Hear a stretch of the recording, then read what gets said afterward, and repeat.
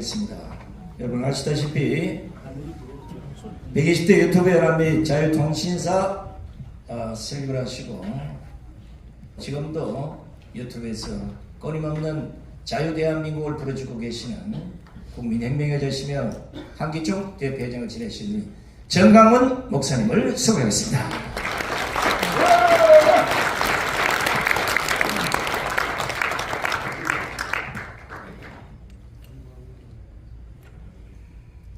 예. 자, 제가 좌우로 보지 마시고 제가 순서대로 여러분들에게 소개를 하겠습니다.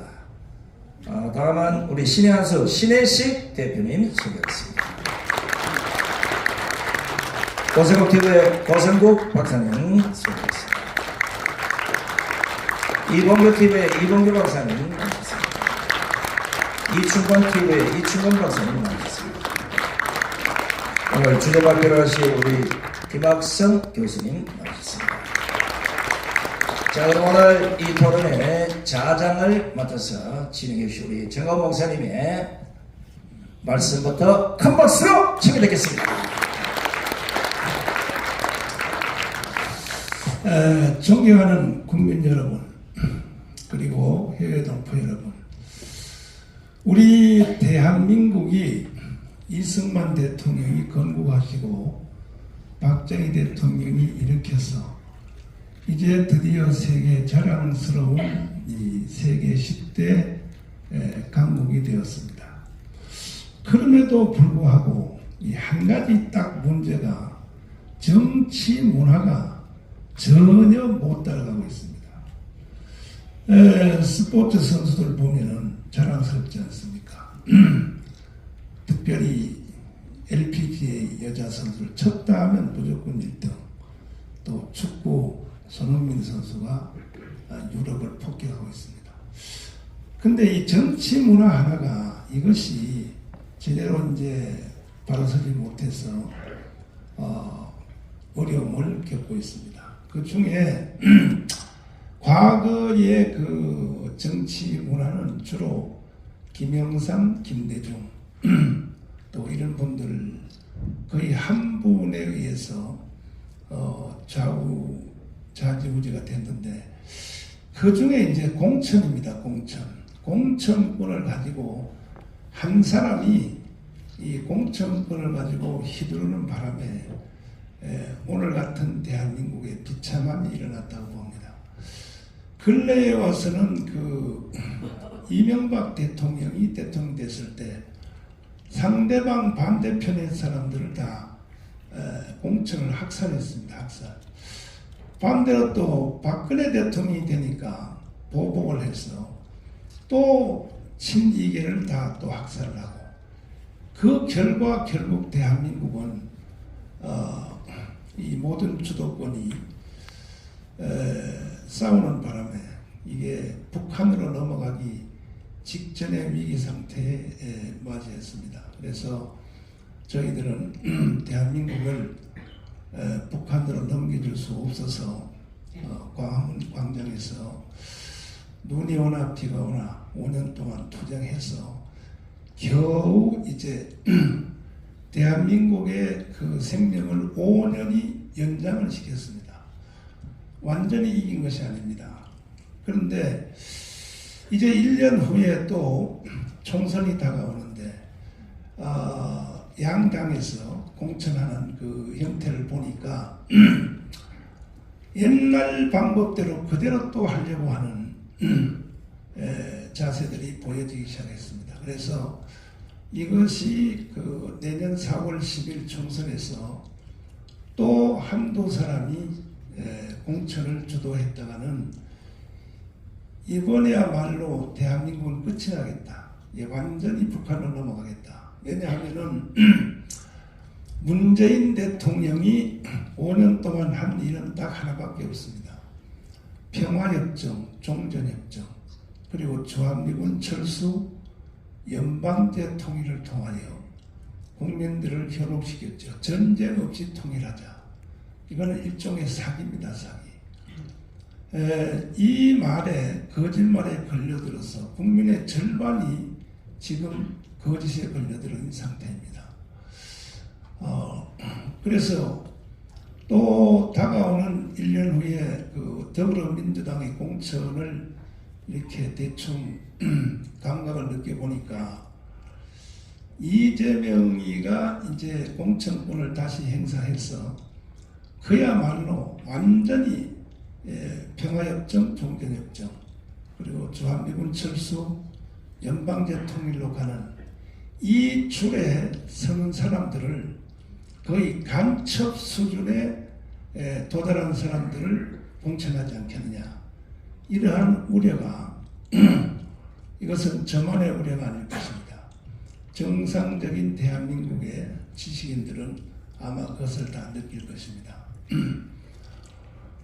그리고 이제 자유우파 김기현 대표가 또 하는 그 예상되는 행동을 보니까 역시 이것도 줄 세우기에 공천을 하려고 이미 벌써 준비를 다 하고 있습니다. 그러면 야당은 종북주의자들을 공천하고 또 자유우파는 자기의 정치 세력을 확대하기 위하여 자기를 추종하는 자들을 또 공천하면은 이것은 반드시 대한민국을 망할 수밖에 없습니다.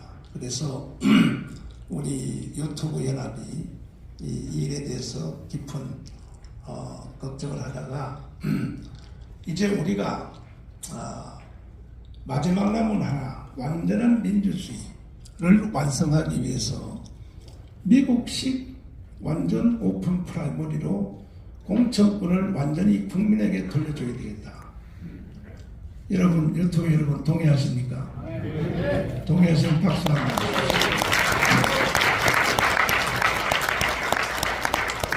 그러나 우리는 정치인도 아니기 때문에 이것을 관철하기가 심히 어렵습니다. 그래서 전 국민이 다 나서야 됩니다. 나서서 일단은 더불어민주당의 공천 행위가 다시 말씀드리면 평화협정, 종전협정, 그리고 주한미군 철수, 전쟁 없는 연방제 통일로 가자 하는 그러한 이념으로 공천하는 행위에 대해서는 이건 범죄 행위이기 때문에 반드시 우리는 이것을 막아야 될 것입니다. 그래서 더불어민주당 쪽에서도 정상적인 이 대한민국 정신을 가진 자들이 국회로 다 들어가서 대한민국을 바로 세워야 될 것이고, 또 자유우파도 이 국민의힘 정당도 과거에 했던 것처럼 자기 세력의 줄을 세우는 이런 공천의 범죄 행위를 반드시 막아내야 되기 때문에 온 국민들이 다 나서서 마지막 남은 민주주의의 완성인 이 오픈 프라이머리의 공천을 우리가 완성해야 될 것입니다. 동의하십니까?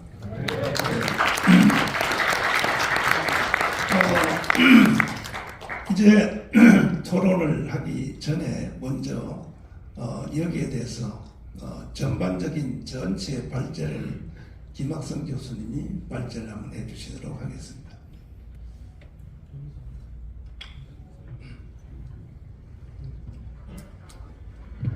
예, 김학성입니다.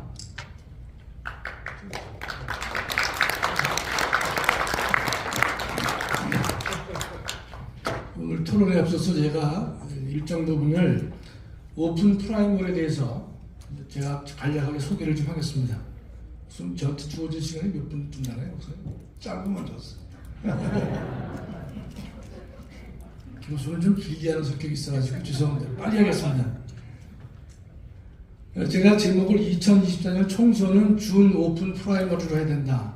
준자를 붙였는데요. 오픈 프라이머리에서 준자를 붙인 이유는 아주 설명을 드리겠습니다. 먼저 민주주의와 정당의 문제인데요. 민주주의는 국민이 주인이 되기를 원하지만 정당은요, 정당의 지도자들이 주인이 되기를 원해요. 두 번째로는 민주주의는 국민의 정치 참여를 원하지만 정당은 당원들만의 정치 참여를 원하고 있습니다. 그래서 현 공직 후보주의 문제점은요, 정당이 자신의 이해와 이익에 따라서 활동을 하는 것입니다. 국민의 이해나 이익을 따지지 않고 자신들의 이익을 위해서만 한다는 것이죠. 두 번째로는 민주주의와 선거를 말씀드릴 터인데, 선거는 민주주의의 가장 중요한 수단입니다. 알다시피 그래서 민주주의의 심장부에 속한다 이렇게 우리가 말할 수 있는 것이죠. 선거는 과거를 제지하고 미래를 선택하는 기능을 하고 있는 것입니다. 근데 현 선거제도의 문제점은요, 잘 알다시피 좋은 상품보다는 팔리기 좋은 상품을 선호하게 된 것이고, 그러다 보니 팔리기 좋은 상품을 선호하다 보니까 장기적으로는 질 나쁜 상품을 고가로 구입하는 그런 우를 범하게 된 것입니다. 또 하나는 자금 없는 단체나 후보라든지 조직이 부족한 단체나 후보는 선택될 수가 없다는 점이 큰 문제점입니다. 현행헌법 8조 2항을 보면요, 우리 헌법은 정당은 그 목적, 조직, 활동이 민주적이 된다. 헌법은 분명히 말하고 있는 것이죠. 여기서 보면 활동이 민주적이 된다 이런 말을 하고 있거든요. 활동의 민주성을 간단히 말씀드리면 당의 의사결정이 민주적 절차와 방법으로 이루어진다 이런 걸 요구합니다. 두 번째는 공직 후보자는 상향식 의사 형성 절차에 따라서 결정될 것을 헌법을 요구하고 있습니다. 이 부분을 다시 말씀드리면 활동의 민주성을 확보하기 위해서는 하향식 공천이 아니라 상향식 공천을 해야만 할 것이다 이런 뜻입니다. 현 공직 후보자 결정은 알다시피 정당 공천위원회를 통해서 공직 후보자를 결정을 하고 있어요. 다만 우리가 최근에는 대통령 후보의 경우에는 당원들만의 투표가 아니라 일부 국민이나 여론 등을 감안해서 하는 그런 약간의 오픈 프라이머리를 도입하고 있는 것이죠. 그러나 국회의원과 기타 공직자들은 정당이 독점해서 후보를 추천하고 있습니다. 오늘 논의는 내년 총선이기 때문에 국회의원으로 한정해서 말씀을 올리겠습니다. 현 공직 후보자 결정의 가장 큰 문제점은 첫째가 공직 후보자를 정당의 지도부가 독점하고 있다는 것이죠. 자금이나 조직력 없는 국민은 따라서 후보가 되기 어렵다는 것이에요. 물론 무소속 입 후보가 가능하지만 그러나 양당 구조 하에서는 무소속 후보의 출마는요 허울에 불과하다 이렇게 볼 수가 있는 것이죠. 그렇다면 공직 후보의 결정을 함에 있어서 민주주의 이념을 반영시킬 필요가 있는 것이다. 현재의 공천 방식은 정당 활동의 민주성을 충족하게 매우 미흡하다 이렇게 볼 수가 있겠습니다. 따라서 새로운 공직 후보 선출 방법이 절실한 것입니다. 민주주의를 활성화시키고 주권자로서의 국민의 지위를 공고히 하고 정당 지도자 중심의 공천 방법은 지양돼야 된다 이런 뜻입니다. 미국식 오픈 프라이머리를 잠깐 좀 소개를 올리겠습니다. 그 오픈 프라이머리라고 하는 것은 먼저 프라이머리는 예비 선거를 그냥 프라이머리라고 한 거예요. 본선거 전에 이루어지는 예비 선거인데 여기에서 후보자를 결정한다 이런 뜻입니다. 즉 선거를 통해서 후보자를 결정하게 돼요. 그러다 보니까 첫째 정당 지도자들의 권한이 매우 축소가 됩니다. 또 국민을 주권자로 대접하게 되는 경향이 큰 것이죠. 국민에게 후보 공천권을 주기 때문에 정당 활동의 민주성 또는 국민을 주권자로 대접해주는 그 의의가 상당히 크다고 볼 수가 있는 것입니다. 프라이머리에서 오픈이라는 단어를 쓰게 되는 것인데 오픈이라는 것은 뭔가면 당원 외에 일반 국민들도 이 투표에 참여가 가능한 것을 오픈 프라이머리라고 하는 것입니다. 이렇게 하게 되면 정당 지도자들의 당에 대한 영향력이 줄어들 것이고 일반 당원과 시민들의 영향력은 강화될 것이고 그래서 미국에서는 20세기 초, 즉 1900년대에 도입을 했습니다. 그 예비선거가 도입된 과정은 우리가 똑같습니다. 과거 미국도 당원대회인 코커스와 전당대회를 통해서 그 정당의 보수들에 의해서 후보가 결정됐단 말이죠. 그러나 예비선거를 도입하다 보니까 전당대회에서 대의원들이 후보를 뽑습니다. 다시 한번 정리해드리면 과거에는 정당의 보수들이 결정했지만 이 프라이머리를 하게 되니까 대의원들이 막 모여가지고 예비선거를 치러서 전체 대의원의 의사가 반영되는 공직 후보자 결정이 됐다 이런 뜻입니다. 이것이 이제 시작을 해가지고 당원 이외의 일반 국민들도 참여를 허용하는 제도로 바뀌게 된 것입니다.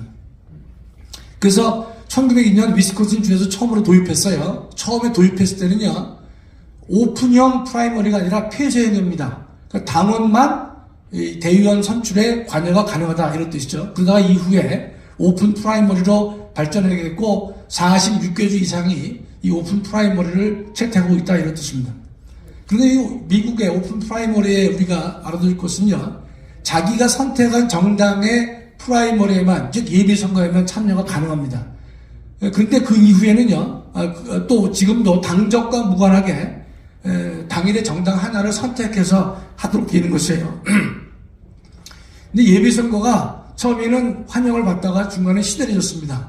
왜 예비선거를 오픈 프라이머리를 미국에서 잘 활용을 안 했는가? 이런 겁니다. 첫째, 정당 지도자들이 좋아하지 않았어요. 당연한 것이겠죠. 선거 비용이 증가됐습니다. 또 비용 증가만큼 투표율이 증가하지 않았어요.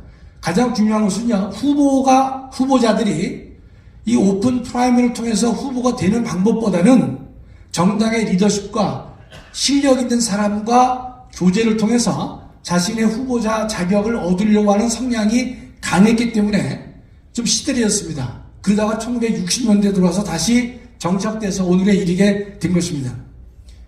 제가 시간 관계상 미국 연방대법원 판결은 제가 소개를 할 수가 없는데 하나만 말씀드리면 과거에 1927년에 보면 흑인은 정당 프라이머리에 참석을 할 수가 없다라는 이제 텍사스 주법이 있었는데 그걸 미국 연방대법원이 위헌 판결을 내린 것이죠. 또 프라이머리를 강제하는 것도 결사자의 자유에 대한 침해가 아니다. 시간 관계상 미국 판례를 몇 개 더 준비를 해왔지만 생략하겠습니다. 그 예비 선거의 유형인데요. 첫째가 코커스형과 프라이머리형이 있습니다. 코커스란 말은 그 정당의 당원들만에 의해서 대표를 뽑는 것이고, 프라이머리는 일반 국민들도 그 이 후보자를 선출할 수 있다 이런 뜻입니다. 또 하나는 개가 가지고 있어요. 그 코커스, 즉 당원들만에 의해서 후보를 뽑는 게 코커스인데 미국 민주당은요 14개 주에서 코커스를 가지고 있습니다. 그러나 37개 주에서 프라이머리를 가지고 있는 것이고, 이 프라이머리를 실시할 때 오픈 프라이머리는 25개 주, 그 다음에 클로즈 프라이머리, 즉 폐쇄형은요 12개 주가 그걸 따라 시행을 하고 있습니다. 공화당은 18개가 코커스고 33개가 프라이머리고, 프라이머리 중에서 22개가 오픈이고 11개가 클로즈, 즉 폐쇄형 프라이머리를 채택하고 있습니다. 따라서 미국은요 전체가 다 오픈 프라이머리를 갖고 있는 것이 아니라 당원만에 의해서 만들어지는 코커스에 의해서 후보를 뽑는 주도 있고, 또 프라이머리를 통해서 하는 경우도 있고, 그 프라이머리가 오픈도 있고 폐쇄도 있다, 이렇게 여러분이 보시면 좋겠습니다. 그 다음에 여러분 알아두실 것은 미국에서는요 대통령과 기타 공직자를 뽑는 이 프라이머리가 의미가 다릅니다. 대통령의 경우에는요 이 프라이머리 속에서 최종 후보를 결정하는 것이 아니라 전국당에 나갈 대의원을 뽑습니다. 대의원을 뽑는 거예요. 그 다음에 이 대통령을 제외한 다른 공직자들은요 그 예비선거에서 후보를 선출합니다. 여러분 대통령 선거를 다시 한번 생각해 보시면 각 프라이머리에서는 그 최종적으로 민주당에서 2명을 내보낸다 그럴 경우에 전국당으로 2명을 내보낸다고 그랬을 경우에 후보를 뽑는 게 아니라 그를 선출할 수 있는 대의원을 뽑는 것입니다. 대의원을 뽑는 것이고, 미국 대통령은요 기타 공직자들은 후보를 선출하도록 되어 있습니다. 그럼 우리나라의 프라이머리 도입에 적용구 한계인데요, 우리가 미국 것이 좋다고 해서 바로 다 우리 것으로 도입할 수는 없겠죠. 객관적으로 가장 좋은 제도는 없는데 여러 가지 이제 우리가 검토를 해봐야 될 것인데, 첫째 우리나라에서는 이 당원이 아닌 자들에게 투표할 수 있는 기회를 주는 것이 과연 옳으냐 그러냐 문제가 첫 번째 등장하는데, 현행 공직선거법 57조 3항은요 정당은 당원이 아닌 자에게 투표권을 부여하여 이렇게 되어 있습니다. 당원이 아닌 자에게 투표권을 부여해서 경선을 할 수 있다는 것이 현행 공직선거법의 태도가 되는 것입니다. 그다음에 이제 후보자 출마 신청부터 최종 선정까지 우리나라는 철저하게 지도부가 통제를 합니다. 이렇게 하다 보니까 새로운 인물을 갖다가 만들어낼 수가 없는 것이에요. 지역주의 편성하게 되는 것이고, 전문성과 경쟁력이 없는 인사를 잘못 선택하는 경우가 많이 있다는 것입니다. 그 오픈 프라이머리가 매력적이긴 하지만 어떤 매력이 있느냐, 정치 참여를 확대해 주는 것이고, 참여 민주주의를 구현해 주는 것이고, 국민의 욕구를 충족시켜 주는데 큰 기여를 하게 되지만, 가장 큰 문제점은 우리가 지난번에 여러분 대통령 선거라든지 정당 대표를 뽑을 때도 등장했지만 역선택 가능성을 막기가 어렵다는 뜻입니다. 오픈을 하게 되면 당원이 아닌 일반인도 참여하게 되니까 역선택이 가능하다는 뜻입니다. 즉 본선에서 떨어질 사람이지만 예비선거에 들어가시고 그 사람 갖다가 본선거에 나가게 하는 역선택이 가능하기 때문에 당원 이외에 다른 사람들을 관여하는 보통의 오픈 프라이머리는요 지금부터 상당히 위험한 것이다. 이거 우리가 다 경험을 했습니다. 저는 그래서 이런 생각을 했습니다. 공직 후보자를 선출할 때는요, 즉 국회의원을 선출할 때는 폐쇄형이다. 즉 당원만이 선택할 수 있는 기회를 주는 것이다. 당원 이외 일반 국민에게 주게 되면 역선택 가능성 때문에 적절치 않다는 것입니다. 근데 두 번째는 입후보의 문제가 또 생깁니다. 거기에 입후보를 할 때 정당에서 선호하는 사람만 입후보가 될 것이냐, 아니면 일반인도 입후보가 될 것이냐, 여기 참 어려움이 있습니다. 아마 오늘 토론에서 제가 토론자들에게 이 주제를 제가 맡기고 싶은 것인데, 입후보를 개방형으로 할 것이냐 아니냐, 이 문제가 우리 중요한 우리가 관점이 될 수가 있는 것입니다. 그래서 저는 입후보는 개방형으로, 입후보도 개방형으로 했으면 좋겠는데, 이런 겁니다. 입후보를 개방형으로 할 때는 당의 정당의 당원만 후보가 될 수 있느냐, 아니면 당원 자격을 갖지 못한다 하더라도 당원이 될 것을 약속한 경우에는 누구에게도 입후보 자격을 허용하는 의미 정도의 제가 개방형을 제가 말씀드리고자 하는 것이에요. 그래서 어려운 문제는 당원이 아닌데 정당에서 후보자로 입후보할 수 있겠는가? 바로 그 문제가 오늘의 중요한 논점이 될 수밖에 없습니다. 두 번째로는 지역구하고 현 비례대표입니다. 지금 현재 비례대표제도는 여러분 알다시피 정당이 후보자를 정하고 후보자의 순서까지도 정당이 다 결정합니다. 하다 보니까 정당 지도부의 파워가 매우 막강합니다. 동시에 여성들을 홀수에 강제 배정하고 있습니다. 1357구로 강제 배정하고 있는데, 여성을 무조건 홀수에 강제 배정하고 반 이상을 추천하도록 강제하고 있는 것인데, 제가 볼 때는 정당한 사유를 찾기 어렵습니다. 그러면 어떤 식의 비례대표가 좋을 것이냐? 정당은요, 이 후보자만 추천하는 것입니다. 20명, 30명 추천하고, 그 순서는 정당의 지도자가 정하는 것이 아니라 후보자들이 투표를 통해 가지고 득표 결과를 가지고 비례대표의 순서를 정하는 방법이 가장 좋겠다, 이런 뜻입니다. 그러면 제 개인의 생각일 수도 있겠지만, 이것은 독일에서 바이렌주에서 이 제도를 가지고 있습니다. 바이렌주는요, 그 정당은 후보군만 추천을 합니다. 20명, 30명 추천을 하죠. 후보자의 구체적 순위는 유권자들의 득표로, 투표로 결정하도록 하고 있습니다. 따라서 정당의 지도자들은요, 할 수 있는 권한은 후보군에 누구를 넣을 것이냐, 어디까지 넣을 것이냐는 정당의 권한이지만, 그러나 구체적 순서를 정할 수가 없고, 구체적 순서는 유권자들이 판단해서 결정하는 것이기 때문에 국민을 주권자로 대접하고, 그다음에 국민의 정치 참여를 상당히 의미 있게 해주는 바람직한 제도가 아니겠는가, 이런 생각을 한 것입니다. 결론은요, 선택은 당원만이 한다. 두 번째, 입후보는 당원이 해야 되겠지만 일정한 조건을 충족한 시민도 입후보가 가능하도록 하자. 세 번째, 비례대표의 순위도는 유권자가 정한다. 이렇게 제가 준비를 했습니다. 이상입니다. 저희들이 이 행사를 진행하는 이유는 저는 자칭 타칭 선지자입니다. 선지자는 지나간 옛날 얘기를 해석하는 걸 선지자라고 하지 않습니다. 선지자는 다가올 미래를 먼저 본다는 얘기죠. 선견입니다. 선견. 먼저 보고 앞으로 이루어질 일을 이걸 국민들에게 알려주는 것을, 그래도 국민들이 그렇게 선택한다면 할 수 없는 거죠. 이게 선지자인데, 제가 선지자의 입장에서 보면 다음 1년 후에 2024년 이 총선, 4월 10일 총선은 더불어민주당은 종전협정, 평화협정, 주한미군 철수, 그리고 연방제 통일로 가는 사람을 당에서 일방적으로 공천하기 때문에 더불어민주당의 성향을 가진 국민들도 원치 않는 투표를 해야 되는 겁니다. 이런 비극이 우리 앞에 1년 후에 다가올 것입니다. 그러면 여기서 우리가 물어보면 더불어민주당의 성향을 가진 국민들 중에서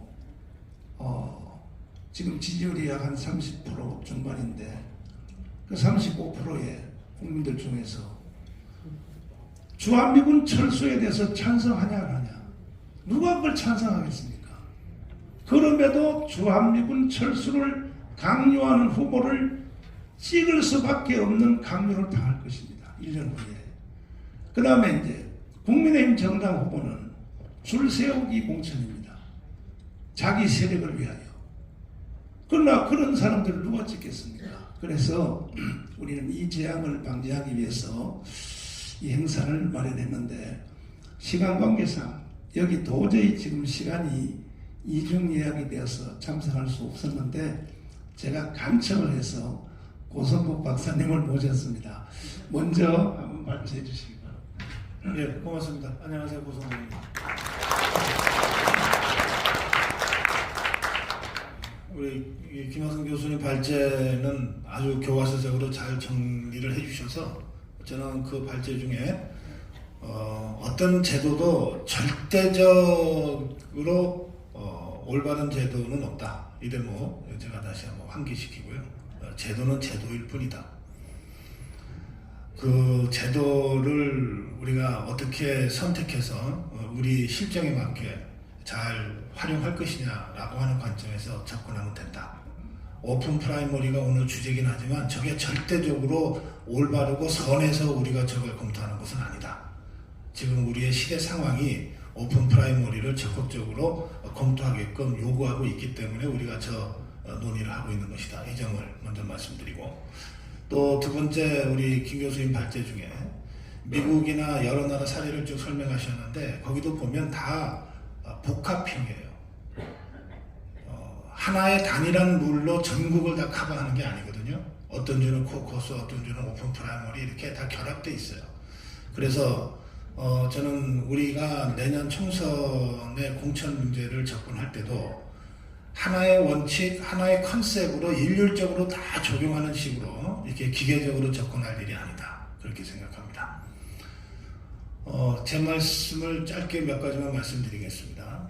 저는 이제 교과서는 우리 김학성 교수께서 잘 정리해 주셨으니까 옆에 내려놓고 실전적인 얘기 몇 가지만 하겠습니다. 우리가 공천을 하는 목적이 뭐냐? 이거 이기기 위해서입니다.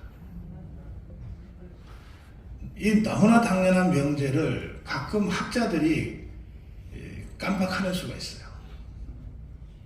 그래서 오픈 프라이머리가 절대적으로 올바르다고 주장을 하면서 모든 걸 다 그쪽으로 밀어붙여서 결과가 어떻게 나오든 이게 정치개혁을 위해서 좋은 것 아니냐. 저는 그런 이 제도는 원치 않습니다. 공천의 목적은 선거에서 이기기 위한 것입니다. 선거에서 이기기 위해서 필요하면 전략공천도 해야 되고, 필요하면 표적공천도 해야 되고, 필요하면 낙하산도 태워야 되고, 필요하면 오픈 프라이머리도 도입해야 된다. 이겁니다. 그 다음에 우리나라의 그 현실적인 정치 상황이 호남과 영남이 다르고, 영남에서도 TK와 낙동강 이 벨트를 안고 있는 PK가 다릅니다. 충청남도와 충청북도가 달라요. 그래서 하나의 제도를 일률적으로 적용하는 것은 다른 곳에서는 우리가 득을 볼 수 있을지 모르나 다른 곳에서는 바로 그것 때문에 우리가 스스로 넘어지는 경우도 있어요. 그 점은 우리가 늘 염두에 둬야 된다는 거고요. 그러면 어느 지역은 어떤 룰로, 어느 지역은 어떻게 라고 하는 결정을 누가 할 거냐. 그거 하라고 당 지도부 뽑아놓는 거예요. 당 지도부에게 그 정도 권한을 줘야 끝난 다음에 책임을 물을 수가 있어요. 그 다음에 한 가지만 더 마지막으로 말씀드릴게요. 오랜만에 제가 우리 정광훈 대표님도 뵙고 또 여러 우리 동지들을 뵈니까 참 반가운데, 지난번에 우리 신혜식 대표는 명함도 못 내밀고 컷오프 당했는데 이봉규 대표도 마찬가지일 거예요. 그런데 이분들이 저는 국회의원 선거 나가면은 떨어질 거라고 생각해요. 그런데 대통령 선거 나가면 굉장히 선전할 거라고 봅니다. 제가 여러분들한테 우스갯소리로 농담하는 게 아닙니다. 신혜식, 이봉규가 갖고 있는 전국적 지명도 있죠. 그거는 전국적인 선거에서는 잘 먹혀요. 그런데 지역으로 가면, 아니 저기 어디 저 경상북도 산골에 신혜식 아는 사람이 몇 명이나 있겠어요. 이 대통령 선거와 전국 선거, 그리고 어쨌든 지역구로 엮여지는 지역구 선거는 전혀 선거 양상이 달라요.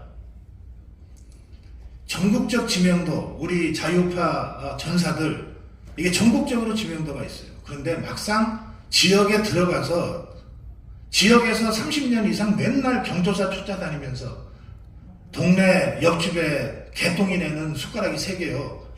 이거 하고 있는 사람하고 막상 막 부딪혀서 경쟁해서 이겨봐라. 불가능해요. 더구나 선거 기간을 한 1년이나 주면 몰라. 법적으로 3주만 딱 줍니다. 2주만 딱 줘요. 국회의원은. 그러니까 정말 철벽에 부딪히라는 거거든요.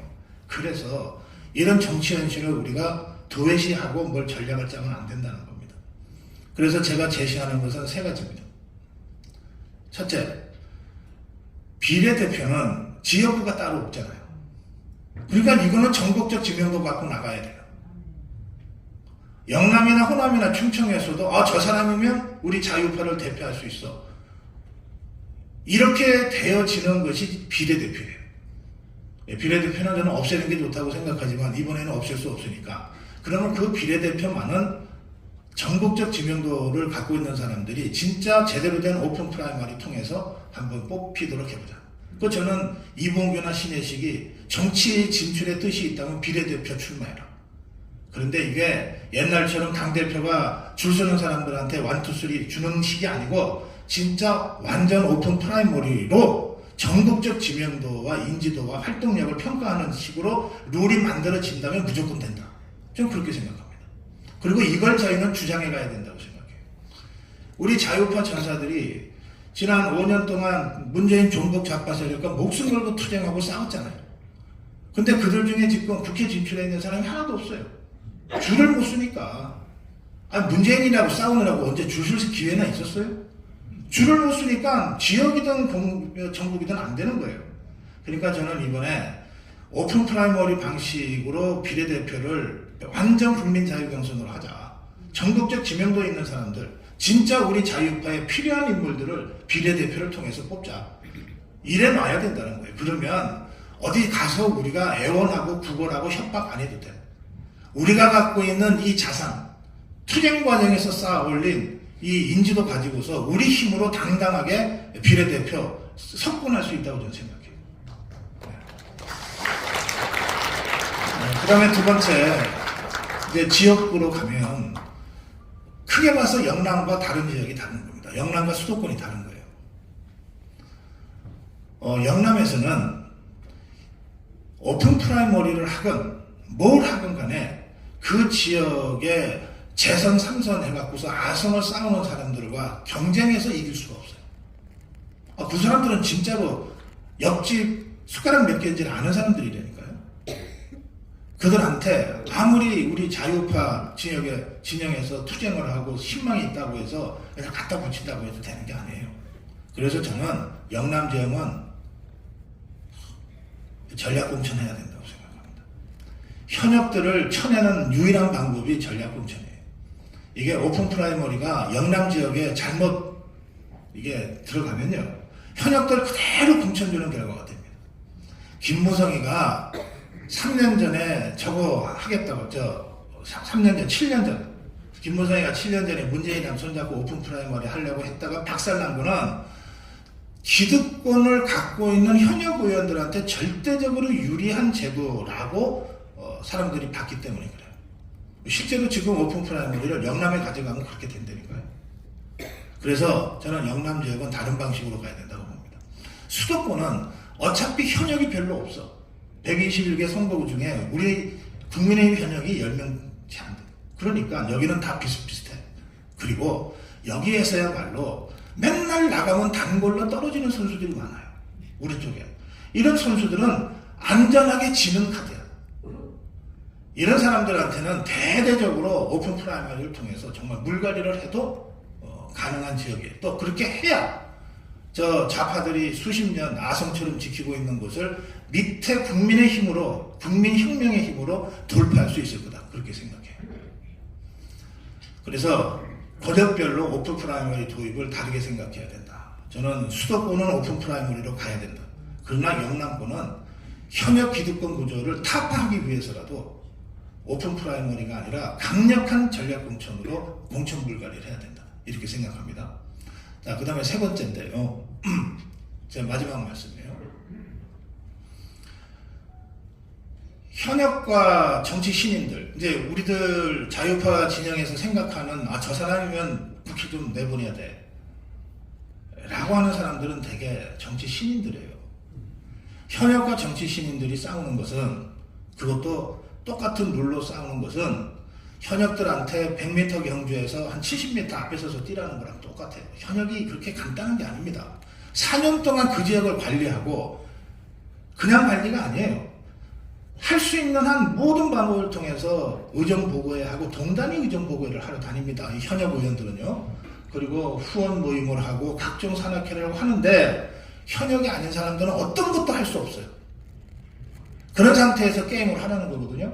그러니까 똑같은 출발선에 세워놓고 현역과 정치신이 갖다 붙이면 100m 경주에서 70, 80m까지 가 있는 자하고 싸워야 되는 거예요. 그래서 여기에 대해서 완전히 자르거나, 아니면 완전히 자르는 게 불가능하면 현역들에 대해서 핸디캡을 확실하게 줘야 됩니다.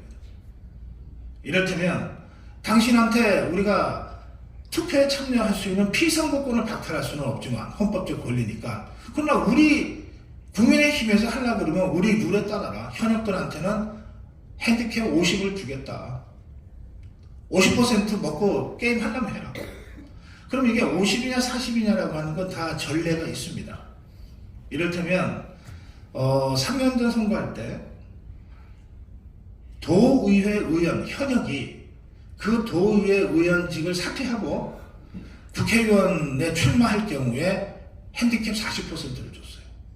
40% 안고서라도 하려면 해라. 그 40% 자기가 핸디캡 안고 가서 경선에서 뛰어서 초선된 사람이 있어요.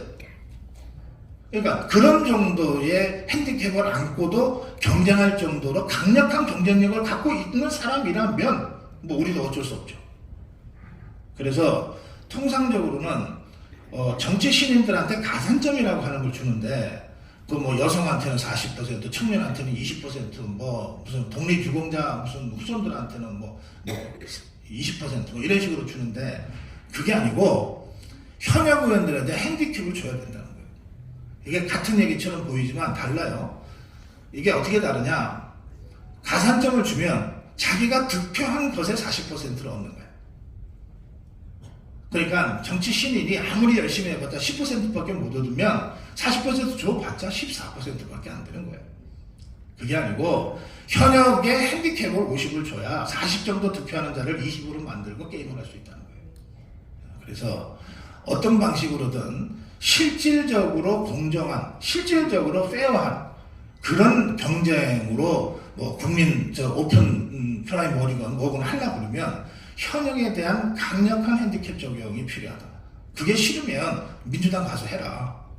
또는 무소속으로 해라. 무소속으로 해봐라. 저는 이렇게 할 수 있다고 생각합니다.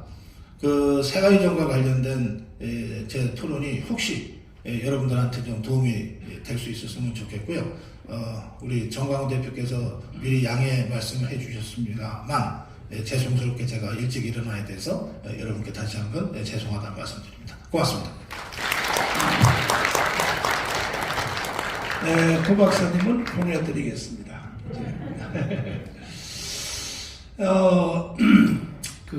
이 시간에는 과거의 잘못된 공천에 대한 사례를 먼저 한번 짚어보고, 그 다음에 또 대책에 대한 이 토론을 해나가도록 하겠습니다. 먼저 과거의 그 김영삼, 김대중, 박정희 대통령이 공천할 때는 그건 다 아시니까 더 이상 설명할 필요 없습니다. 그분들은 박정희 대통령은 좀 다르지만은 김영삼, 김대중은 돈 얼마 가져왔어? 물어보고 얼마입니다. 받고 이렇게 했습니다. 그러니까 그거는 아예 관두고, 이명박 대통령 때 공천이 어떻게 학살되었는가, 그 공천이 잘못된 것 때문에 오늘날의 대한민국이 존재 자체가 흔들리게 생겼습니다. 우리가 광화문 운동 안 했으면 대한민국 끝났습니다. 북한은 넘어갔습니다. 동의 안 하십니까?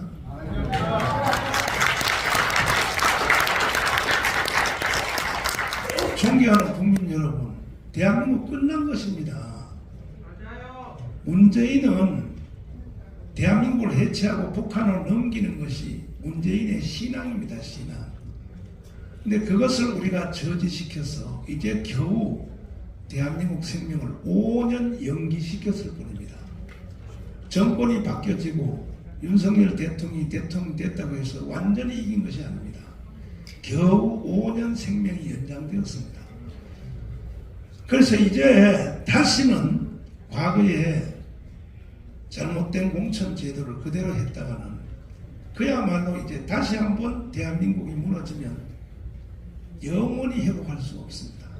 그래서 신혜식 대표님에게 이 주제를 한번 부탁드리려는데, 이명박 대통령의 공천의 그 문제점, 그때 뭐 누구를 세워서 친박 박근혜 쪽의 공천을 다 학살했다 그러는데, 그 언론 하셨으니까 잘 아시죠? 그 내용에 대해서 한번 말씀 한번 해주시죠. 제가 재채기가 나와가지고 재채기가 나와서 마스크를 썼습니다. 또 혹시 모르니까 뭐 검사받았는데 문제는 없었는데, 그래도 일단 그 아시겠지만 이명박 정부 그다음에 박근혜 정부에서 두 번의 공천을 하면서 한 번은 친박 학살, 또 한 번은 친이계 학살,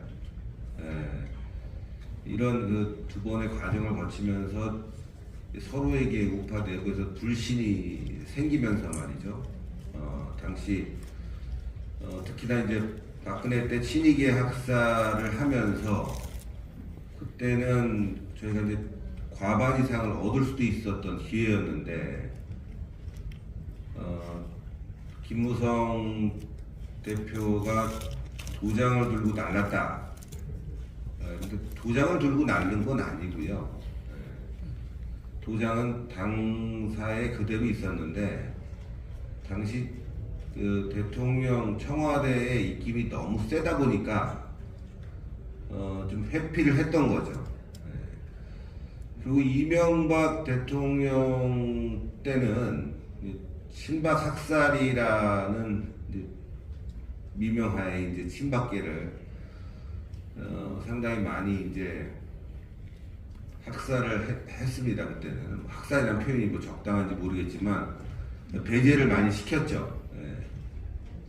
그 전만 하더라도 그렇게 이제 어떤 특정한 계파를 갖다가 콕 찍어갖고 공천을 배제한 경우가 없었는데, 친이계가 그런 공천 배제를 함으로 인해서 친박계가 원한을 가졌고, 그게 이제 친박계에 의해서 친이계 학살이 이루어졌죠. 근데 그게 그 당시에 제가 기억하기로는 박근혜 대통령의 공천 개입이 그 이전에 대통령의 공천 개입보다 훨씬 셌어요. 그 비례대표와 관련해서도 그 말들이 많았습니다. 그때 그 당시 비례대표의 시민단체의 몫으로 신보라를 넣느니 마느니 하면서 또 갈등이 있었고, 또 친이계의 인사들을 특히나 부산에서 활동하면서 나름 인지도를 가졌던 그 의원들을 공천 배제하면서 거기에 이제 초선 의원들을 공천을 했죠. 그 대표적인 사람이 그 당시에 하태경이었어요. 혜택을 많이 받았죠.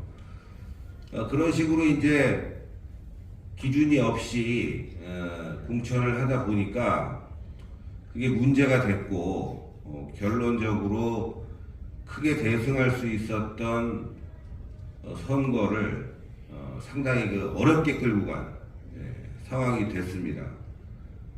그런데 그때 여러분들도 좀 기억이 좀 나실 수도 있겠지만, 김무성 대표가 도장을 들고, 도장은 꼭 당사에 있었는데, 결제를 안 한 것 뿐이죠. 그리고 그런 그 부분들을 잘 수습을 했어야 되는데, 그때.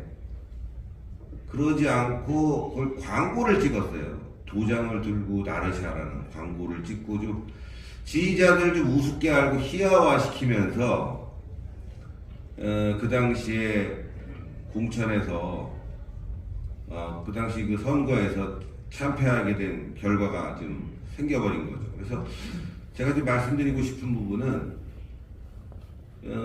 이제는 그런 그 당이라든가 또 대통령의 의중이라든가 이런 포함된 공천은 뭐 물론 권력가와 기득권이 일정 부분 유지라는 건 사실일 텐데 그래도 이제 국민에게 돌려줘야 된다는 거, 당원들과 지지자들에게 돌려줘야 된다는 거죠. 지난 그 총선에서 황교안 대표 시절에도 사실 비례대표 선거 굉장히 잘 됐었거든요. 근데 황교안 대표가 와갖고 다 뒤집어 버리지 않았습니까? 그리고 지역구 선거 같은 경우는 김영호의 그 거의 난장판 공천, 막천으로 인해서 많은 불만이 있었는데 비례대표는 그런대로 그 나름 기준을 세워서 했었는데도 불구하고 그것도 마음에 안 들었는지 황교안 대표가 다 뒤집어버린 결과 뒤집으면서 그때도 공천 잘못됐다고 많은 비판을 받으면서 선거에서 역대 가장 아주 저조한 보수 정당으로서 가장 저조한 득표를 얻어내는 그런 참혹한 결과를 만들어냈습니다. 그래서 이제는 공천을 가지고 대통령이라든가 당 대표가 좌지우지하면 지지자들이 실망하고 또 그것이 이제 투표에 직관적으로 연결이 된다. 그러니까 이번에는 목사님께서도 이제 앞을 내다보시는 차원에서 선지자적인 차원에서 오픈 프라이머리를 주장을 하고 계시는 거죠. 미국 선거에서 오픈 프라이머리는 대통령 후보에 의해서 대통령 후보를 선출할 때 오픈 프라이머리를 하고 의회 선거는 일부 지역에서만 합니다. 사실 오픈 프라이머리에 대한 문제는 많이 지적이 되고 있었어요, 미국에서도. 그런데 이 1900년대 한 1970년대 정도부터 조금씩 시작하다가 2000년대 들어와서는 이제 미국이 이제 본격적으로 오픈 프라이머리를 본격적으로 이제 선거 제도에 이제 반영을 시켰는데 그 이유는 다른 게 아니라 부작용이 있지만 적어도 다양성을 추구할 수 있고 민주주의의 근본적인 문제를 해소할 수 있는 부분이기 때문에 부정적인 부분보다도 긍정적인 부분이 더 많다는 거죠. 대한민국 같이 이렇게 사실 기업은 인류, 정치는 삼류인 이런 사회상에서는 적어도 의회를 이끌어갈 수 있는 인물들을 제대로 뽑아주는 게 중요하다. 그러기 위해서는 무능한 권력 집단에게 공천을 맡기느니 국민들이 선택할 수 있는 폭을 넓혀주자. 이게 맞는 것 같고요. 다만 이제 개방형이 될 거냐, 폐쇄형이 될 거냐, 이거는 이제 논의가 좀 필요할 것 같습니다. 또 하나는 지금 그 과거에 이제 김무성 대표도 그랬고 또 그 이전부터 뭐 상향식 공천을 해야 된다 이렇게 얘기했는데 그 상향식 공천을 하려면은 당원들이 많아야 되거든요. 당원들이 30만 병 정도뿐이 20만에서 30만 병뿐이 안 되는 상황에서 상향식 공천, 즉 오픈 프라이머리 형태를 취하면서 공천을 하면은 지역에 있는 토호 세력에게 굉장히 유리합니다.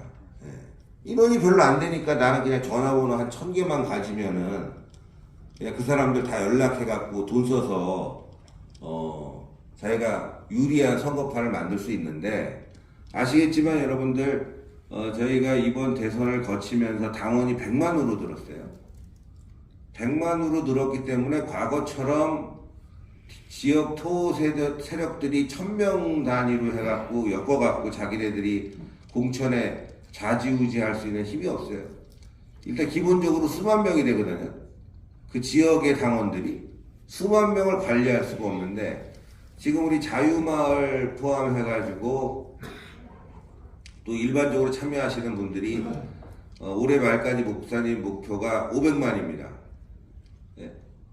저는 500만 가능하다고 보거든요. 자유마을이 지금 1000만 이상의 회원을 이제 목표로 달려가고 있기 때문에 그러면은 상향식 공천을 하더라도 아까 우성욱 박사님은 그 경상도 지역에서 옆집에 숟가락까지 다 아는데 그 사람들을 이겨낼 수 있겠느냐 이런 말씀하셨는데 500만 명 정도 되면 옆집 숟가락이 아니라 그 정도 되면 옆집 통장까지 알아야 되는 경우죠. 그러니까 그렇게까지 다 알 수가 없어요. 네. 그러니까 사람들이 많아지면은 그만큼 참여하는 사람들이 많아지면요. 당원들이 많아지고 참여하는 사람들이 많아지면 지역 민심을 그대로 반영시킬 수가 있다. 그래서 목사님께서 당원 가입하라는 이유가 그 이유고 그걸 통해서 오픈 프라이머리를 통해서 제대로 된 인물을 뽑아야 된다. 지금 경상도 지역에 가면은 당원들한테 물어보면 다 바꿔야 된다고 합니다. 예, 다 바꿔야 된대요.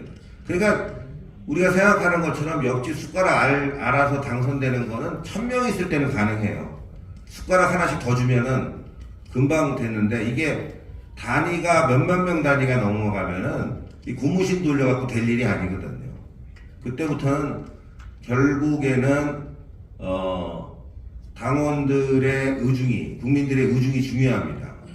그리고 아까 제가 말씀드렸다시피 미국에서도 1900년도만 하더라도 조금씩 도입됐던 오픈 프라이머리 문제점이 많다고 했는데 지금 본격적으로 하는 이유는 문제점이 있지만 그것이 문제점을 덮을 만큼의 민주주의의 발전을 갖고 온다는 거예요.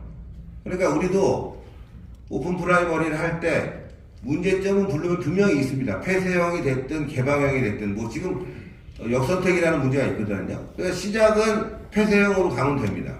당원들 위주로. 당원들 위주에서도 책임당원과 일반당원 이 사람들 위주로 먼저 시작하고 이게 효과가 더 있으면 그 다음에 뭐 오픈으로 더 갈 수 있겠지만 일단은 그 방향에서 움직이게 되면은 많은 사람들이 또 기회를 가질 수 있을 것이다. 지금 상향식을 하든지 아니면 기존대로 지금 뭐 당에서 뭐 전략공천을 하든지 두고 보시죠, 여러분들. 전략공천에도 맨날 그놈이에요. 두고 보세요. 당에서 공천개혁 하겠습니다 하고 내년에 TK, PK 까보면요. 그놈이 그놈입니다. 바뀌는 게 없어요. 왜냐? 자기네들끼리 하기 때문에 자기네들끼리 약점 너무 잘 알아. 네. 옆집에 숟가락을 아는데 바로 옆에 있는 국회의원 김기현 당대표의 통장 계좌번호에다가 얼마 들어있는 건지 다 아는 사람들이 그 사람들이기 때문에 친한 건 이길 수가 없어요. 그래서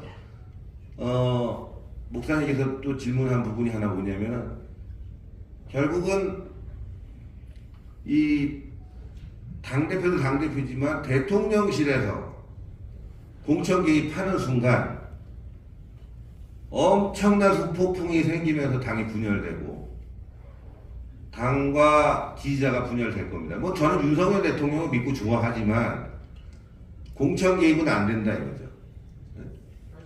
그건 절대 안 됩니다. 그러니까 그건 국민에게 맡길 수뿐이 없는 거고 대통령이 할 수 있는 일은 뭐냐? 이런 사람들이 국회의원으로 나간다는 방향 제시만 해줘야 되는데 그렇지 않고 명단을 깔아서 내리는 순간 내년 총선은 또 뒤도 돌아볼 필요 없이 폭망한다. 그래서 목사님께서 앞을 내다보는 차원에서 결국 상향식 공천 오픈 프라이머리를 통해서 제대로 된 공천 해가지고 총선 200석 만들어야 된다는 거죠. 200석을 만들기 위해서 지금 말씀드립니다. 200석을 하기 위해서 그 나물에 그 밥은 안 됩니다. 바꿔야 돼요, 확실히. 그 지역에서 뜨겁게 올라와야 되고, 정말 지역에서 뽑아줄 수 있는 사람들이 돼야 되기 때문에 오늘 이 토론회가 시발점이 돼가지고 국민들이 지금 변화해야 됩니다.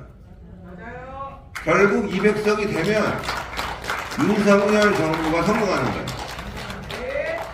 괜히 윤석열 대통령 주변에 있는 사람들이 공천에 관심 갖고 찝쩍거리는 순간 윤석열도 망하고 대한민국도 망한다. 그래서 미국에서도 불완전하다고 하지만 결국 그것이 최선이다. 당원들에게 공천권을 주는 게 최선인 거죠. 당대표가 아니라. 예, 그 방향에서 목사님께서 길을 알려주셨기 때문에 우리 당원들과 지지자분들, 우리 자유마을 회원님들, 그리고 사랑제일교회 성도님들이 그 방향으로 다 함께 갔으면 좋겠습니다. 예, 감사합니다. 이번에는 이봉규 박사님께서 먼저는 박근혜 대통령의 공천 학살 또 그 점에 대해서 거기에 대표 선수들이 하나씩 있었어요. 이명박 대통령이 공천 학살 때는 이방호 의원인가요? 그분이 했고 또 박근혜 대통령이 할 때는 그 이한구 내려와서 심지어 현역 당 대표요 박근혜 대통령을 당선시킨 그 선대 본부장한 김무성을 나가라고 그래버렸으니까 그러니까 이게 싸움이 안 붙을 리가 있나요? 그걸 포함하여 이제 그 대책에 대해서 박수 한번 맞아야 됩니다.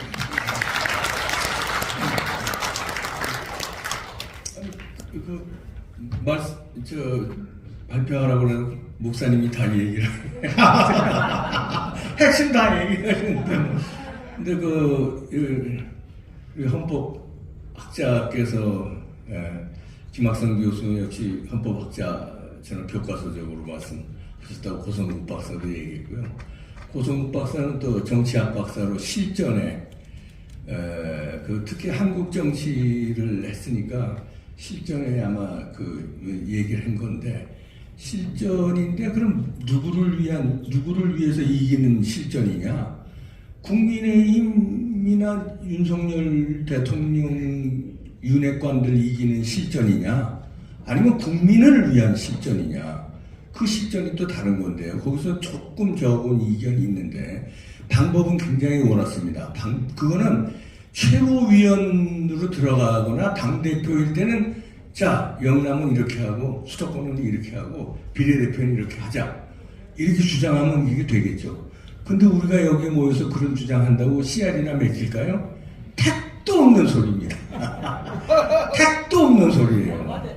공허한 얘기예요. 그런데 저 김재원 최고위원이 수석 최고위원입니다. 수석 최고위원이 미국 가서 뭐 정강훈 목사가 우파 통합했다, 장악했다 얘기했잖아요. 그거 틀린 말입니까? 아니 맞는 말 했는데도 국민의힘에서 뭐라고 지저대니까 앞으로는 전자도 꺼내지 않겠대요. 너 전자 안 꺼내나 내가 한번 본다. 전자도 안 꺼내겠대. 아니 이런데 우리가 여기서 무슨 영남은 어떻게 하고 뭐 호남은 어떻게 하고 수도권은 어떻게 하고 비례대표는 어떻게 하자고 해봐야 그럼 우리들끼리 공연부를 하는 거고 신혜식 대표는 이제 뉴미디어의 원로입니다. 나이는 저보다 이제 좀 아래지만 뉴미디어에 관한 우리나라 1세대예요. 여러분 뉴미디어 아시죠? 레거시 미디어가 이제 뭐 조중동을 비롯한 기존의 이제 그 언론인데 뉴미디어가 일어난 게 한 15년 되냐? 15년 정도 전에 이제 뭐 인터넷 신문이라든가 인터넷 방송이라든가 이게 뉴미디어 이제 유튜브 생기기 한참 전이죠. 그래서 뉴미디어에서 독립신문이라는 신문으로 참 애국 투사를 많이 현장, 언론 현장에서 언론인답게 또 그 TV조선에서 방송도 많이 했고요. 지금은 뭐 신의 한 수로 방송하고 있고, 그러니까 현장 경험, 그 언론 취재 경험으로 이제 얘기를 잘 해줬고요. 저는 이제도 뭐 정말 무사라고 할까요? 칼잡이로. 자, 그러면 우리가 왜 모였느냐? 그죠? 오늘 왜 모였어요? 그냥 관철해야 될 거 아니에요. 여기 뭐 차비 드리고 시간 드리고, 저도 위험이 걸려서 배가 지금 아파 죽겠는데 저도 약속이 있다고 고성국처럼 미리 갈 거야. 아니, 우리가 왜 절실하기 때문에 모인 거 아닙니까, 여러분? 지금 국민의힘 지도부로는 안 되겠다고 해서 모인 거 아닙니까? 이거 다 갈아엎어야 되는 거 아닙니까? 그러면 우리가 신호를 줘야 돼요, 신호를. 지난번에 여러 가지 우리가 광화문 세력이, 애국 시민들이 신호를 줘서 관철한 게 있습니다. 최근에는, 자, 책임당원, 100%로 하자고 해서 우리가 관철시켰잖아요. 당대표 선거 요번에 전당대회요. 그 전에 애들 뭐 여론조사하고 뭐 이러고 난리 쳐가지고 그거 우리가 없앴잖아요. 그거 우리 힘입니다. 우리가 광화문에서 지저대고, 그 다음에 공청회를 하고, 그 다음에 각 유튜브로 여러분들이 지금 유튜브 지금 연합회에서 다 나오셨는데 유튜브로 우리가 주장하고 이러니까 야, 뜨거워해서 이거 안 되겠다. 그리고 우리가 뭡니까, 당원 가입 캠페인을 했어요. 그래서 당원 가입하자. 우리가 안에 들어가서 우리가 싸워야 되겠다. 그렇다고 신당 창당하자니 보수우파가 또 찢어지면 그러니까 그 안에 들어가서 그 당을 변화시켜야 되겠다. 그래서 최근 몇 달 사이, 그러니까 한 5, 6개월 사이에 전당대회를 앞두고 들어가서 당원 가입한 게 몇십만 명이에요. 이준석이 당대표일 때 28만 명 있는데 당원이 그 전당대회 할 때 80몇만 명이에요. 얼마나 늘어났어요. 그 50만 명의 상당 부분은 제가 판단할 때는 아스팔트 우파가 거기 절대 다 들어갔어요. 그걸 제가 들었어요. 어디서 들었냐면 국힘당에 중앙당에 나는 누구 이름 대면 제가 뭐 이름 대면 여기 방송에 하도 나가니까 또 김재원처럼 또 그 이름 자도 못 그런다고 그러나 그 사람한테 제가 직접 들었는데요. 당신 그 통계 있느냐? 그러니까 당원 가입할 때 추천인 쓰는 게 있습니다. 추천인. 근데 여러분들 안 쓴 사람도 많을 거예요. 근데 추천인을 굳이 쓴 사람들이 있다는 거예요. 추천인 쓴 사람 중에서 솔직히 얘기해봐라. 정광훈 목사 쓴 사람, 신혜식 쓴 사람, 이봉주 쓴 사람 어느 정도 되느냐? 무지하게 많대요. 무지하게. 실토를 하더라니까요. 그 사람을 아스팔트에 나와본 적도 없는 당에 아주 요직에 있는 사람이, 이름만 되면 여러분들이 깜짝 놀랄 사람이, 그 사람이? 그래 놓고는 방송이나 지네들 회의할 때는 그런 얘기 하나도 안 하는 놈들이에요. 그 놈들이. 그러고서는 이들은 알맹이는 다 찾아먹었잖아요. 그렇게 해서 우리가 어떻게 했습니까? 윤석열 대통령 이제 이긴 거 아닙니까? 결정적으로 0.7%로. 그리고 전당대회에서 이준석 몰아낸 거 아닙니까? 그렇게 해서 이준석 패거리들. 자, 그러면 우리가 오늘 이 공청회를 왜 여냐 이거죠. 제가 뭐 오픈 프라이머리에 장단점이 있는 거 여러분들 여러 패널들이 얘기하셔서 다 아는데, 미국에서도 장단점 때문에 지금까지도 논란이에요. 그러나 제도는 악법도 법이라고 따르는 게 또 선진국이에요. 소크라테스도 그런 얘기했지만 완벽한 법은 어디 있습니까? 그러니까 따르는 그건 미국이고, 자, 우리는 이 시점에 그럼 어떻게 해야 되느냐?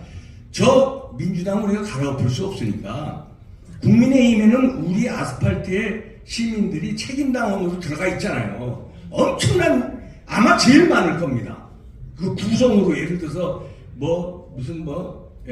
윤석열을 예를 들어서 누구게 이거 다 따지면요, 아스팔트 우리 광화문 세력이 분포도로 제일 많을걸요? 그러면은 제일 많은 분포도를 가지고 있는데 우린 맨날 왜 뒷전이야? 아니 그리고 신혜식이 들어가면은 저 골치 아플 것 같으니까 서류심사에서 떨어지고 비리 저질렀냐? 서류심사에 왜 떨어졌어? 정가 6범이야? 아니 이재명은 정가 4범인데 대표하는데 정가 몇 범이냐?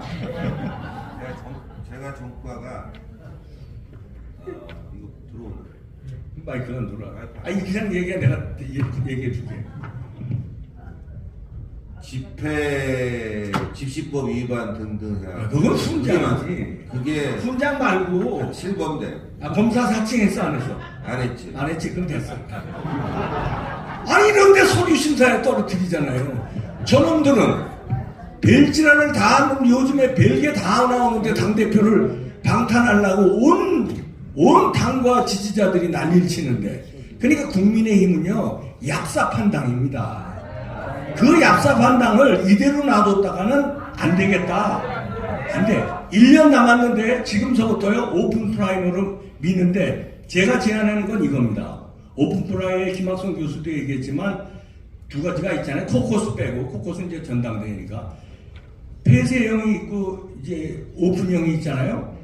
오픈형은 한국에서는요 사기당할 가능성이 좀 있습니다. 다시 말해서 역선택에 귀신들이 저쪽 민주당 애들도 귀신들이지만요 이 안에도요 국힘당 안에도요 아이고 이준석이 이 똘마니들 이 유승민이 똘마니들이요 아이고 말도 못해요. 이거 역선택을 할 수가 있어요. 그러니까 역선택을 배제한다면은 당원 투표로 그러니까 오픈 프라이머리는요 아무나 투표하는 겁니다. 예비선거에서 이제 공천할 때 아무나 하면 역선택이 들어올 가능성이 굉장히 한국은 미국보다 훨씬 농후하다. 미국도 역선택 때문에 오픈 프라이머리가 문제점이 있거든요. 그런데 한국은 거기에 10배는 넘을 거예요. 그러니까 오픈 프라이머리 약간 위험하니까 오픈형 프라이머리보다는 폐쇄형 프라이머리. 다시 말해서 당원들만의 참가하는 예비선거. 당원들만이 공천을 할 수 있는 예비선거. 그런데 요것도 지난번에 우리가 책임당원으로 완전히 밀어붙여서 성공했잖아요. 요것도요, 예를 들어서, 오픈 프라이머리 예를 들어서 뭐 4월, 이게 그냥 가상입니다. 뭐 4월 1일이라고 잡읍시다. 아니, 3월 1일이라고 잡읍시다. 3월 1일이라고 잡았는데 2월 25일 날 당원 가입해. 2월 26일 날 가입하고. 바로 가입하고 그 다음날 2, 3일 뒤에 투표하려고. 요것도 수상한 거 아닙니까? 이거 다. 그래서 책임당원을 주장한 거예요, 우리가. 3달 전에는 최소한 당비 1,000원이라도 내는 거는 그것까지도 역선택을 하는 놈들에게 성의를 봐서 그래. 아이 그래 알아. 3달 전에 하는 건 그 성의는 인정한다. 그거까지는 어떻게 봉쇄 못한다 이거죠.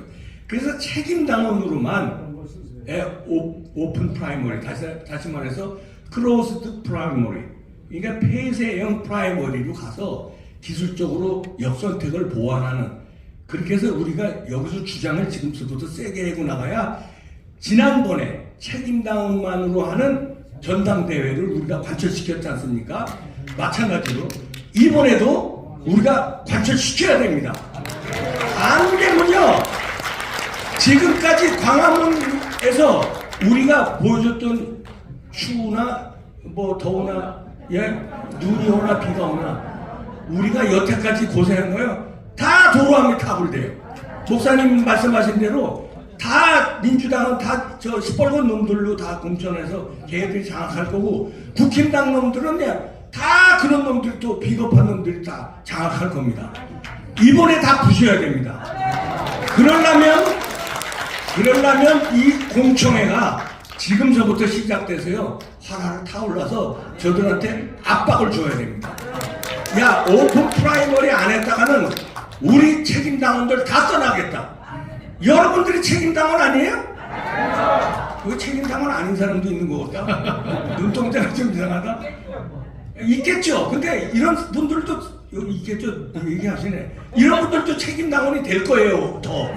왜냐하면 내가 그러면 우리 지역구에 후보자를 내가 투표하겠다. 그럼 책임 당원 더 가입된답니다. 그러면 지금서부터 우리가 중요합니다. 싸웁시다. 관찰합시다. 자, 이제 이충훈 박사님 순서인데, 이충훈 박사님은 이제 황교안 대표의 공천 실수. 황교안 대표는 처음에 그 당 대표할 때에 처음에는 이렇게 말했어요. 나는 공천권을 행사하지 않겠다. 그래서 당 그 공천위원장을 여론조사를 해서 제일 앞장서는 사람에게 공천위원장을 시키겠다. 공개적으로 그렇게 기자들한테 말을 해가지고 여론조사를 했더니 누가 1등 했냐면 김문수가 1등을 했어요.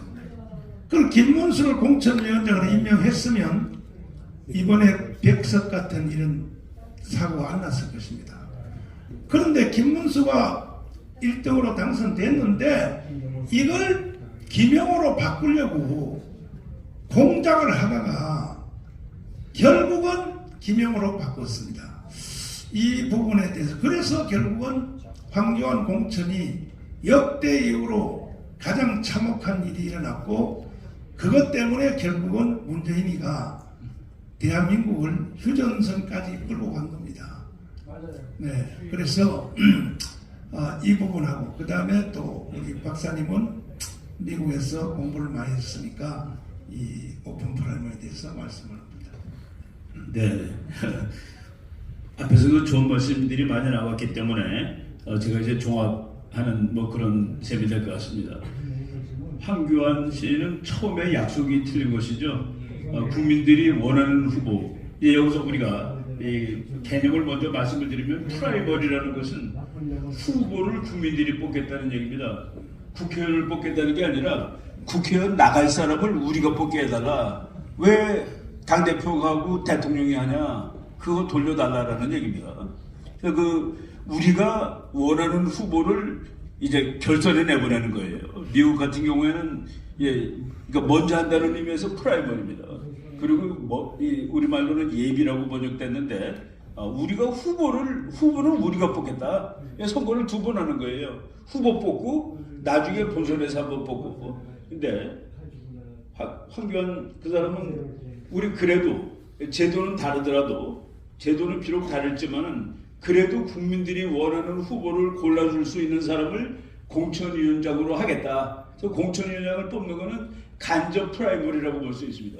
그래서 우리 여론에 의해서 김문수 전 지사죠. 그분이 이제 여당 국민의힘당 후보를 뽑을 수 있는 공천을 할 수 있는 권한을 가졌는데 그게 자기 마음에 안 든다고 바꿔버린 겁니다.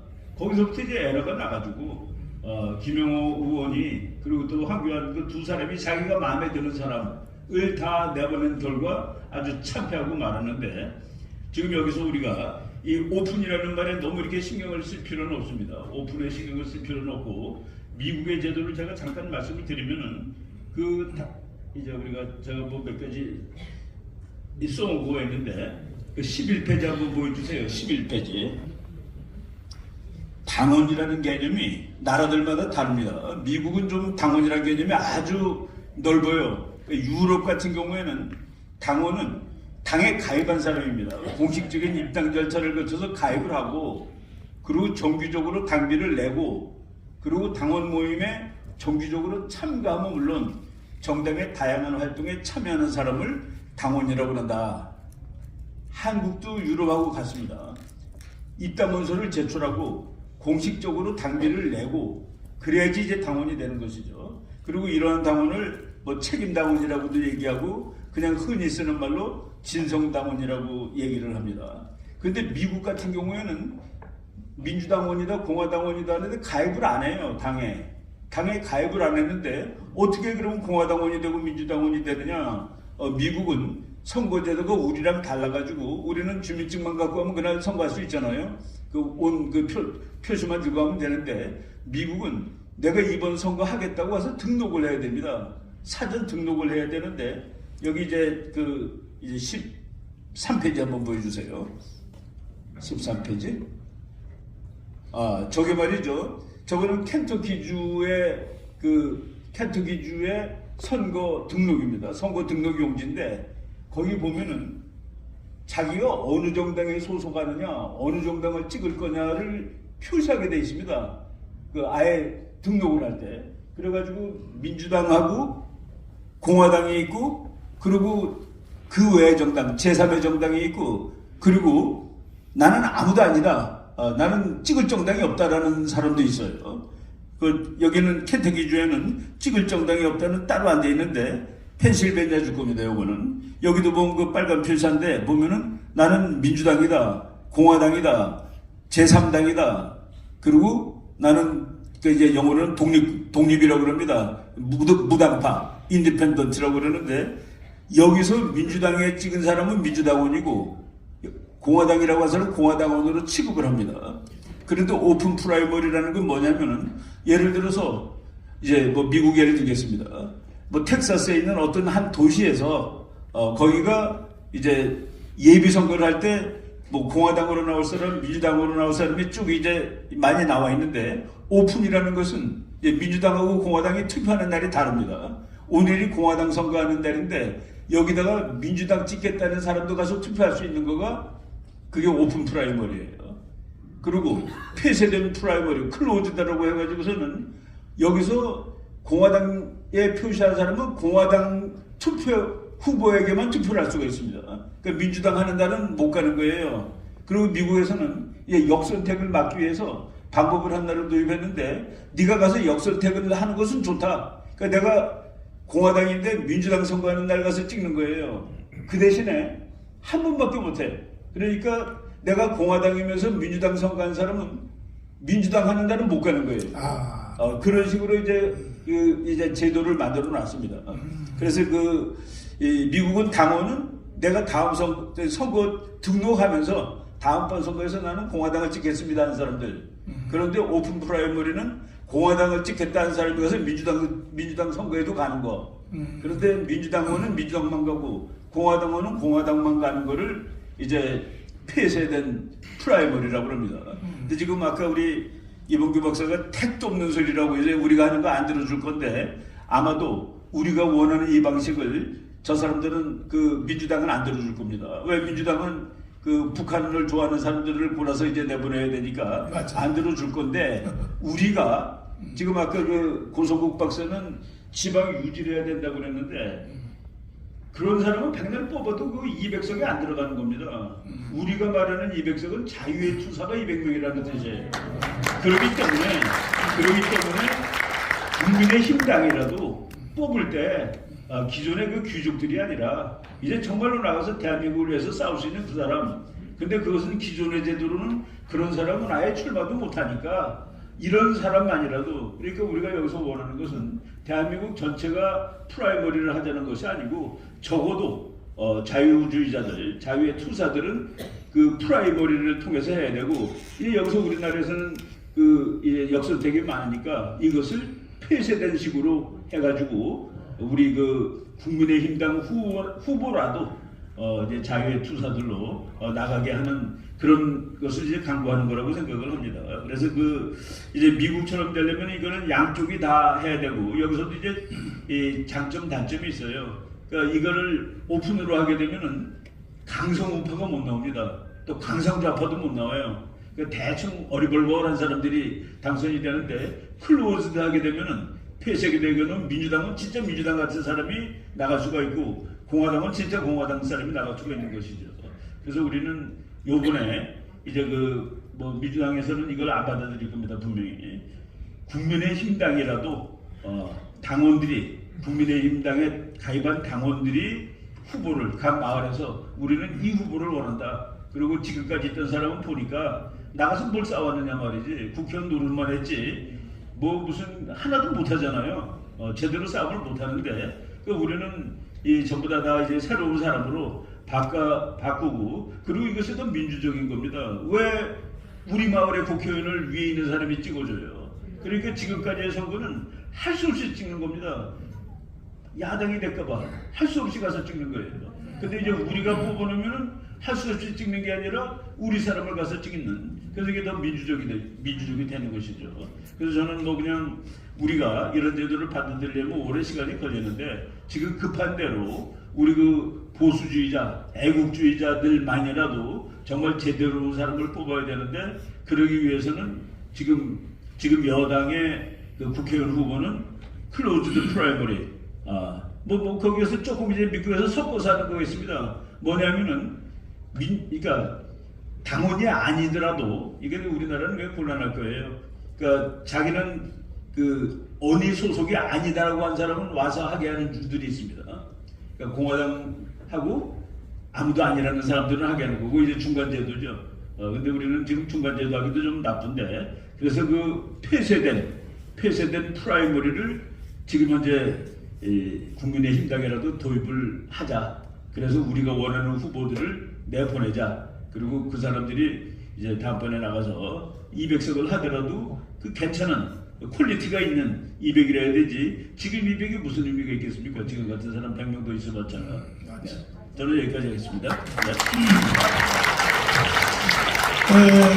배성국 박사님이 말씀하신 것 중에서 부울경, 경북대구, 영남은 이것은 지명직 공천을 해야 된다고 말씀하셨는데 그게 그렇지 않아요. 왜냐하면 내가 이제 영남 쪽으로 가보면 많은 사람들이 말하기를 현역 국회의원 저 사람 다시 못 나오게 해달라고.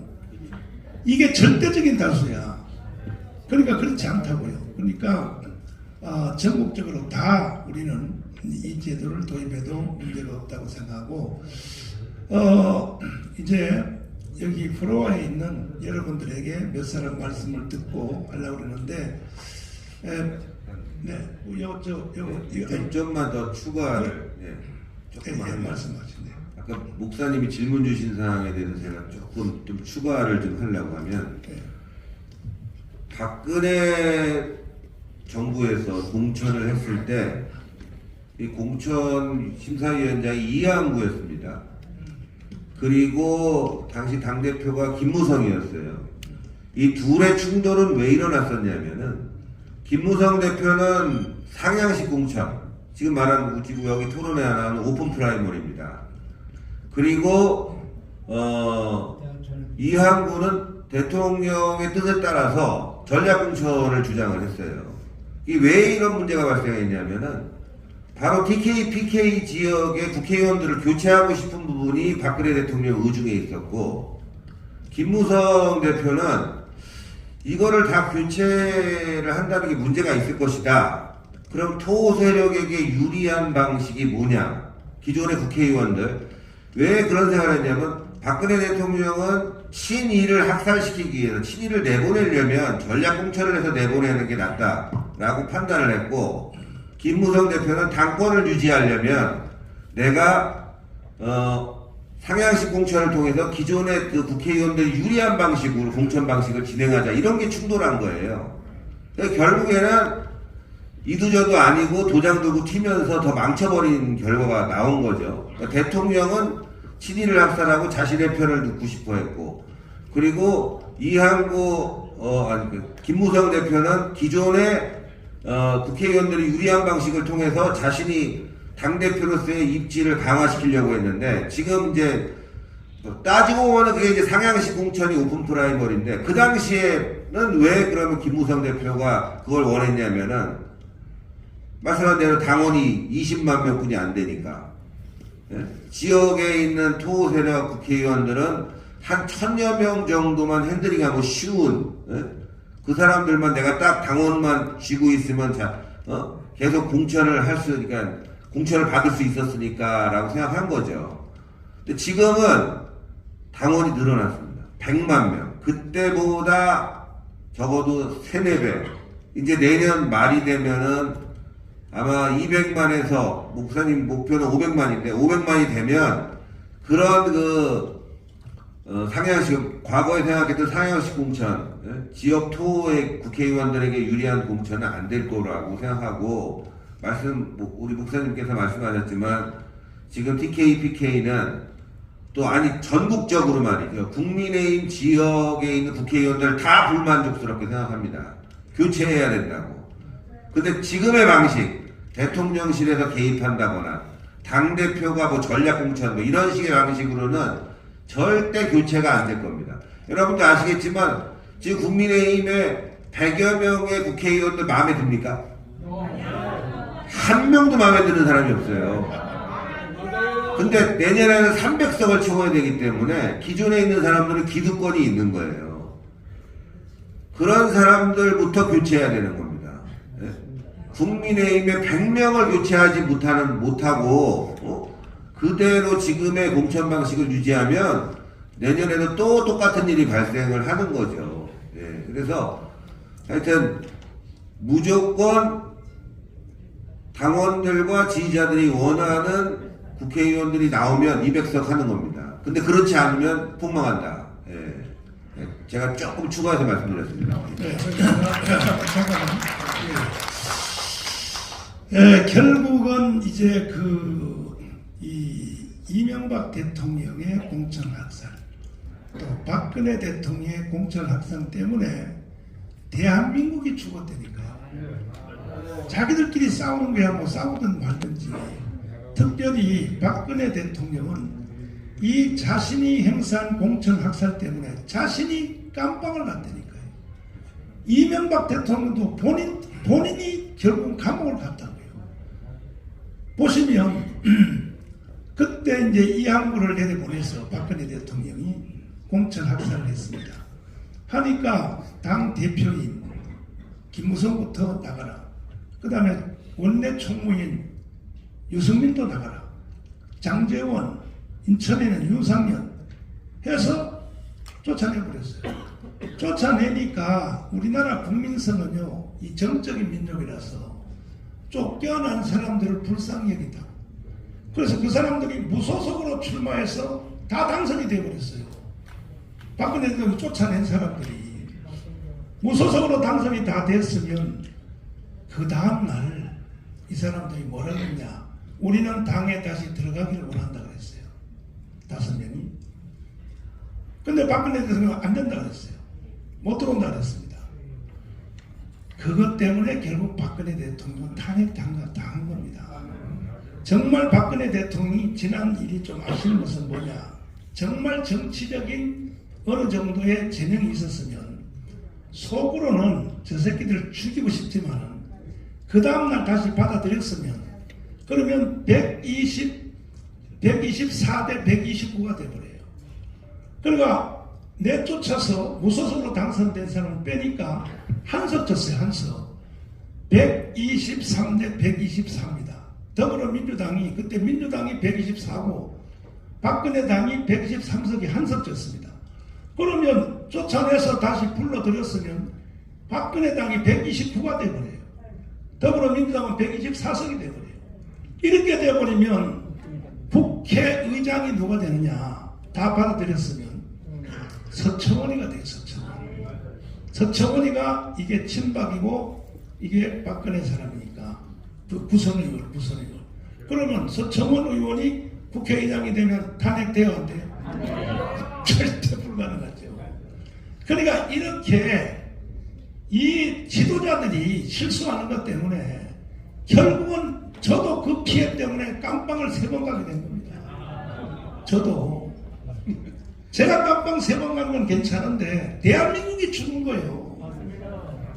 그러나 우리 가문이 일어나가지고 이 문재인과 더불어 싸우는 바람에 겨우 정권 교체가 됐고 24만 표 차이가 됐습니다. 그것도 이 심상정 표를 합치면 졌어요 우리가.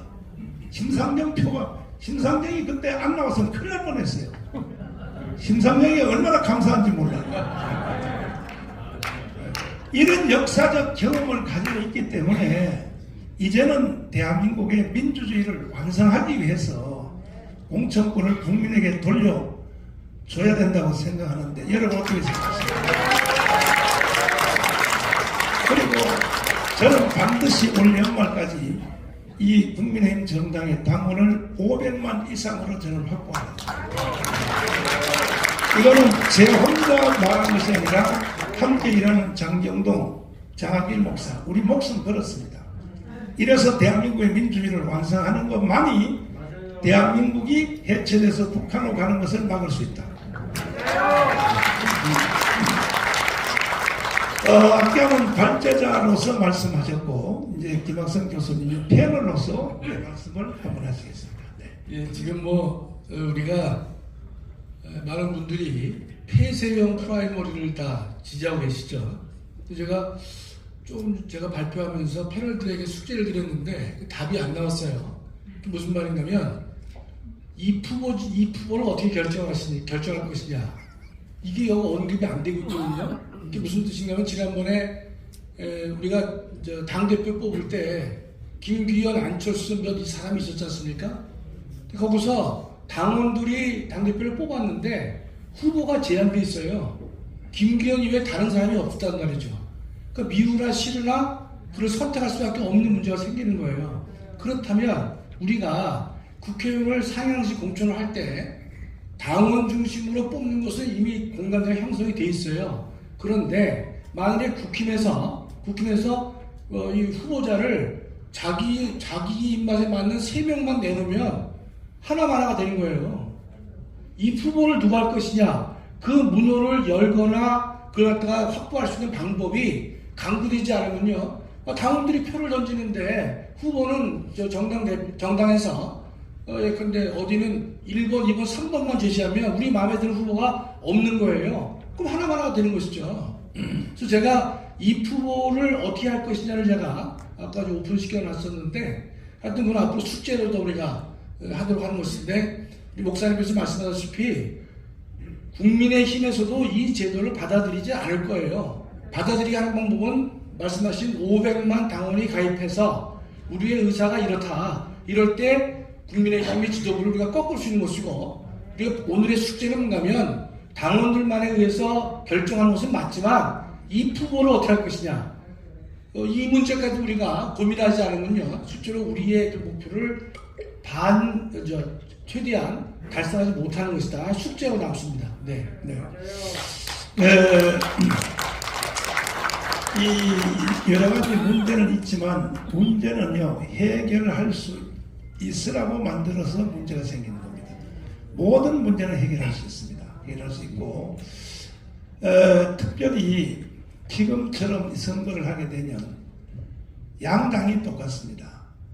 아니, 전라도 사람이라고요, 대한민국 종전협정, 평화협정, 저는 제 친구의, 목사 친구의 90%가 전라도입니다. 내 친구들이. 근데 개인적으로 물어보면 그래요. 그러면 또 다음 선거할 때 종전협정, 평화협정, 주한미군 철수, 연방제 통일하는 후보한테 찍을래 그러니까 절대 안 찍는다는 거예요. 아니, 나라 망하는데 그걸 왜 찍냐는 거지. 호남이 그렇다고요. 그런데 일방적으로 더불어민주당에서 딱 공천해가지고 내려보내버리면 원치 않는 후보한테 할 수 없이 투표를 해야 된다. 그 다음에 경상도 보십시오. 이 경상도의 그 부울경, 경북, 대구가 67석입니다. 예, 97석인데, 부산하고 그 경남 2개만 합쳐도 전라남북도 다 합한 것보다가 더 많아요, 숫자가. 그런데 왜 이 경상도, 이 영남 쪽의 국회의원이 지금 현역 국회의원이 문제인가?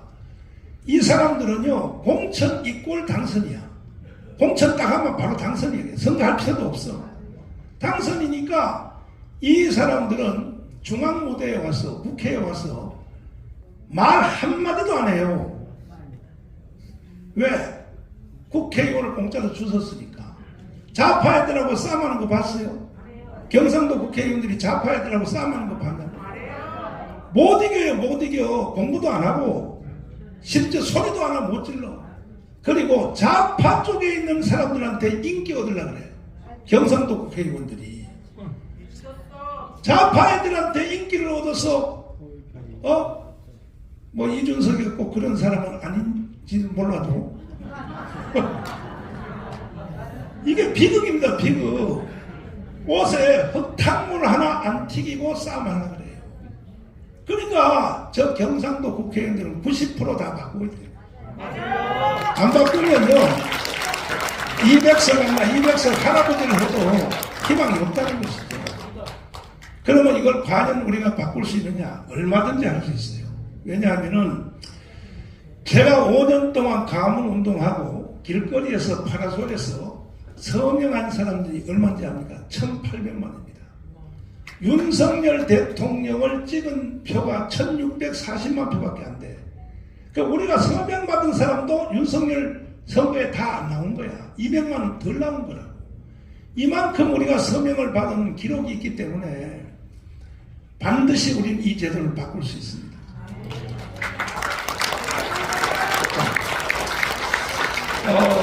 이제 여기에 참여하신 분들 중에서 발언 기회를 와이러스 마이크 있으면 갖다 드리고. 자, 질문하실 분 손을 드시고, 예, 시간 관계 여러 분 안 되겠지만 몇 분만 받아보도록 하겠습니다. 네, 자, 마이크 좀. 될 수 있으면 자신이 누군지를 좀 밝혀주시고 질문해 주시면 고맙겠습니다. 흑석동에 사는 이동우라고 합니다. 요새 방송에 우리 전광훈 목사님이 황교안 총리한테 50억을 줬다는데 저는 도저히 믿을 수가 없어요. 그 방송을 보고. 그래서 거기에 대해서 좀 해명을 해줬으면 감사하겠습니다. 자, 그럼 사회자의 직권으로 오늘 질문 없는 걸로 하겠습니다. 아니, 그건 내가 잠깐 말할게요. 이건 사실 주제와 다른 질문이기 때문에 개인적으로 말씀드려도 좋습니다만은 공개적으로 질문했기 때문에 말씀드리면 제가 그 사실을 제가 한 말이 아니고 황교안 대표가 당 대표 있을 때입니다. 잘 들어주세요. 현역 최고위원으로 거기 참여했던 사람이 저한테 제보를 한 거예요. 제보한 대로 제가 말한 것입니다. 제보를 한 것입니다. 그러나 제가 그 목사로서 그 사람의 이름은 제가 밝힐 수 없고, 그리고 황교안 대표님은 뭐 돈을 받았다 안 받았다 떠나서 그보다 더 큰 범죄행위가 뭐냐, 아까 말씀드린 대로 김문수를 김영호로 바꾼 범죄행위가 더 큰 범죄행위인 겁니다. 이거는 반드시 심판을 받아야 됩니다. 황교안 대표님은 사법부의 심판을 받아야 됩니다. 그런 것입니다. 조금 추가하면은 그 제가 지금 취재를 하고 있는데 일단은 지난 공천에서 황교안 대표 공천 비례대표 부분입니다. 제가 좀 전에도 말씀드렸지만 처음에 비례대표 순번을 정할 때는 비교적 객관적으로 정한 것 같아요. 물론 뭐 그거 객관적이라는 게 여러분들 마음에는 뭐 한 70%라고 치면, 두 번째 그 공천 순번을 정할 때는 첫 번째 번호에도 없던 사람 2사람 정도가 올라갔다고 해요. 예? 그러니까 비례대표 순번을 정할 때 뭐 한 40번에서 30번대까지 정한다고 치면 그쵸, 한 40번대 정했을 거예요. 그러면 그때 그 안에 든 사람들이 신청한 사람들이고, 그 사람들이 그래도 기존에 그 자격이 있으니까 40번대 안으로 자른 거거든요. 근데 그 이외에 있는 사람이 순번대로 올라갔다면은 이게 심각한 문제죠. 그래서 그 당시에 그 비례대표와 관련해서 그 심사 자격이라든가 또 그 다음에 이제 안건을 이제 올리는 분들이 그 자격이 있는 분이 저한테 제보가 왔고 조만간 만날 겁니다.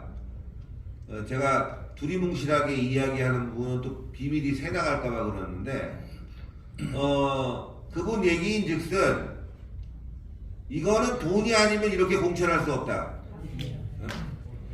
이거는 금전적 개입이 되지 않는 한 이런 공천은 있을 수 없다라는 게 판단이고, 심지어는 기자들 사이에서 어떤 노 의원은 나는 돈으로 공천받았다, 내가 쓴 돈이 얼마냐, 이런 이야기를 하고 다닌다는 횡행한 루머까지 있는 거예요. 그래서 그 부분은 조만간 진실이 구체적으로 드러날 거니까 여러분들이 뭐 그 부분을 가지고 다른 오해는 없었으면 좋겠고, 조금 더 말씀드리면은 친이 때는 친박연대를 만들어서 선거를 개판을 쳤습니다. 그리고 좀 전에 우리 목사님께서 말씀하셨지만 또 이번에 그 다음에 박근혜 대통령 때는 친이를 학살해서 친이계가 무소속으로 나와갖고 또 선거가 개판됐죠. 이번에 또 어떤 일이 벌어질지 모릅니다. 그래서 선거 정말 잘 치러야 됩니다. 공천을 잘못하면 분열이 되는 겁니다. 당권을 받기 전에 이 민감한 문제이기 때문에 황교안 대표님은요, 총리까지 하셨잖아요.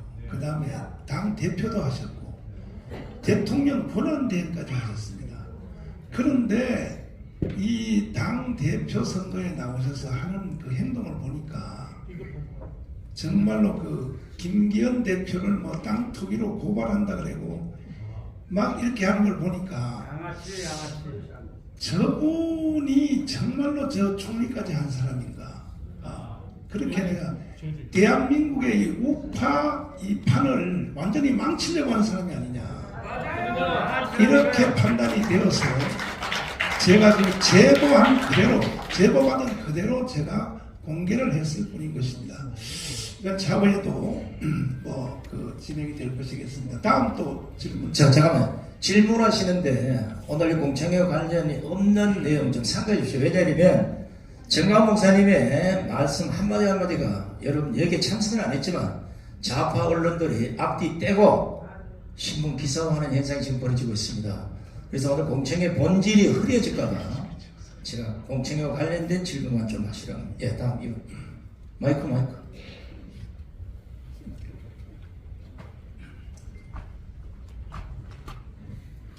저는 용산에 태어나서 지금도 용산에 살고 있고 앞으로도 부모님 모시고 용산에서 살 생각입니다. 자유마을 얘기를 들었는데요. 종로 발대식 구경했고 얼마 전에 중구 신당동에 그 어느 교회에서 발대식 하는 걸 봤습니다.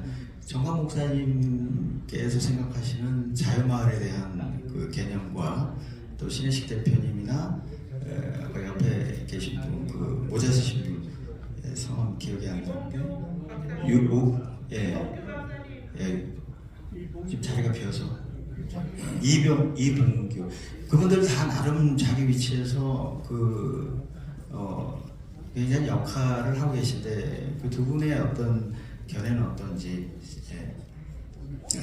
오픈 프라이머리하고 관련해서 그냥 제가 말씀을 드리면 저희들이 지금 제 혼자 하는 게 아니고 자유마을 이 운동을 하는 이유는, 핵심적인 이유는 이겁니다. 지난 대선을 통하여 보니까 그 이재명을 찍은 사람이 1614만 표입니다. 그리고 또 윤석열 대통령을 찍은 사람이 약 1640만 표입니다. 그런데 이재명을 찍은 국민의 절반입니다. 거의 절반, 24만 표 차인데 이들은 선거를 사실은 사기당한 거예요. 왜 사기당했느냐? 그 후에 이재명이가 이런 사람이라는 것을 알고 찍었느냐? 뭐냐? 평화협정, 종전협정, 주한미군 철수, 그리고 연방제 통일을 하는 것이 이 사람은 이것이 제2의 신앙이다. 신앙. 이념을 선을 넘어서 그런 사람을 알고 찍었냐고 우리 이충근 박사님이 여론조사를 해봤어요. 했더니 박사님 직접 말씀하시죠. 제가 직접 여론조사한 것은 아니고 대통령 후보를 누구를 찍을 거냐, 이재명을 찍겠다는 사람들한테 주한미군 나가도 되느냐 그랬더니 93.9%가 나가면 안 된다고 대답을 자, 그러면 지금 내가 다시 한번 전 국민들에게 물어보면 앞에 말은 종전협정, 평화협정 다 빼고 그것도 하나를 위해서 말을 꾸며놓은 겁니다. 그 다음에 전쟁 없는 연방제 통일, 이것도 다 꾸며놓은 건데 핵심은 주한미군 철수입니다. 그걸 위해서 앞뒤말을 끼워 넣은 겁니다. 그러면 5,300만 국민들에게 제가 한번 물어본다면 주한미군 철수에 대해서 찬성하십니까? 물어보면 이재명 찍은 사람들도 찬성하지 않는다는 거예요. 그러면 왜 국가의 지도자들이 국민들에게 거짓말을 왜 믿게 하느냐는 거야. 이게 문재인 대통령이 5년 내내 한 짓이 이 짓입니다. 제주도 4.3 사건, 광주 사태, 거짓말을 강요하여 믿게 하는 거예요. 국민들에게. 이것을 반드시 우리는 바로잡기 위하여 전 국민들에게 자유마을에 대해서 설명을 하고 있습니다. 자유마을에 대한 설명한 여러 가지 문장이 있지만 핵심은 이겁니다. 주한미군 철수 찬성이냐 반대냐. 여기 대해서 사인하라. 이렇게 지금 저희들이 자유마을을 구축하고 있는 것입니다. 그래서 다음 선거할 때는 절대로 국민들이 사기 선거를 이용당하지 않도록 하기 위하여 자유마을을 구축하는 것입니다. 네. 자, 이제 대간 시간 때문에 한 분만 질문을 받고 이제 질문을 마무리하도록 하겠습니다. 예, LG TV의 박유한 목사입니다. 오픈 프라이머리 이 선거 제도가 너무 좋은 걸로 생각하는데 이거를 양 당에다가 어떻게 접목시켜서 반영시킬 수 있는지 거기에 대해서 좀 궁금합니다. 일단은 저희들이 공문서를 발송할 것입니다. 양당에다가 우리 공청회를 통하여 이 결과가 나왔으므로 각 당의 입장을 표명하라 해서 그러면 당의 입장이 나오겠죠. 저는요, 이 국민의힘 정당은 기어코 반대할 이유가 없다고 생각합니다. 더불어민주당은 반대할 가능성이 더 많다고 봅니다. 그러면 그거 하나만 가지고도 국민들이 심판할 것입니다. 아, 저 사람들은 간첩 수준에 나온 후보들을 다시 강요하여 간첩 수준의 사람들을 찍게 하려고 하는 사람이구나. 아니, 선거하기 전에 절판 내려고 그럽니다.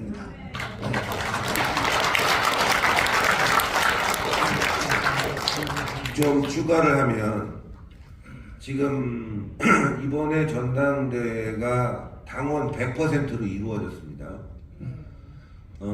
많은 사람들이 참 좋아했고 또 일부는 또 뭐 살짝 반대하기도 했지만 이번 전당대회 과정에서 어떤 얘기가 국민의힘에서 나왔냐면은 국회의원 선거도 당원 100%로 공천하자. 네. 이런 얘기들이 이준석계에서 나왔습니다. 희한하게도. 네. 이준석계 쪽에서 당원 100%로 공천하자. 이런 얘기가 나왔어요.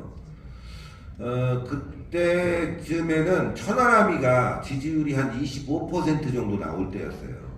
그러니까 이제 자기가 봤을 때는 요게 좀 비전이 있어 보인다. 이준석계가 비전이 있어 보인다고 하니까 당원 100% 공천 얘기를 한 거겠죠.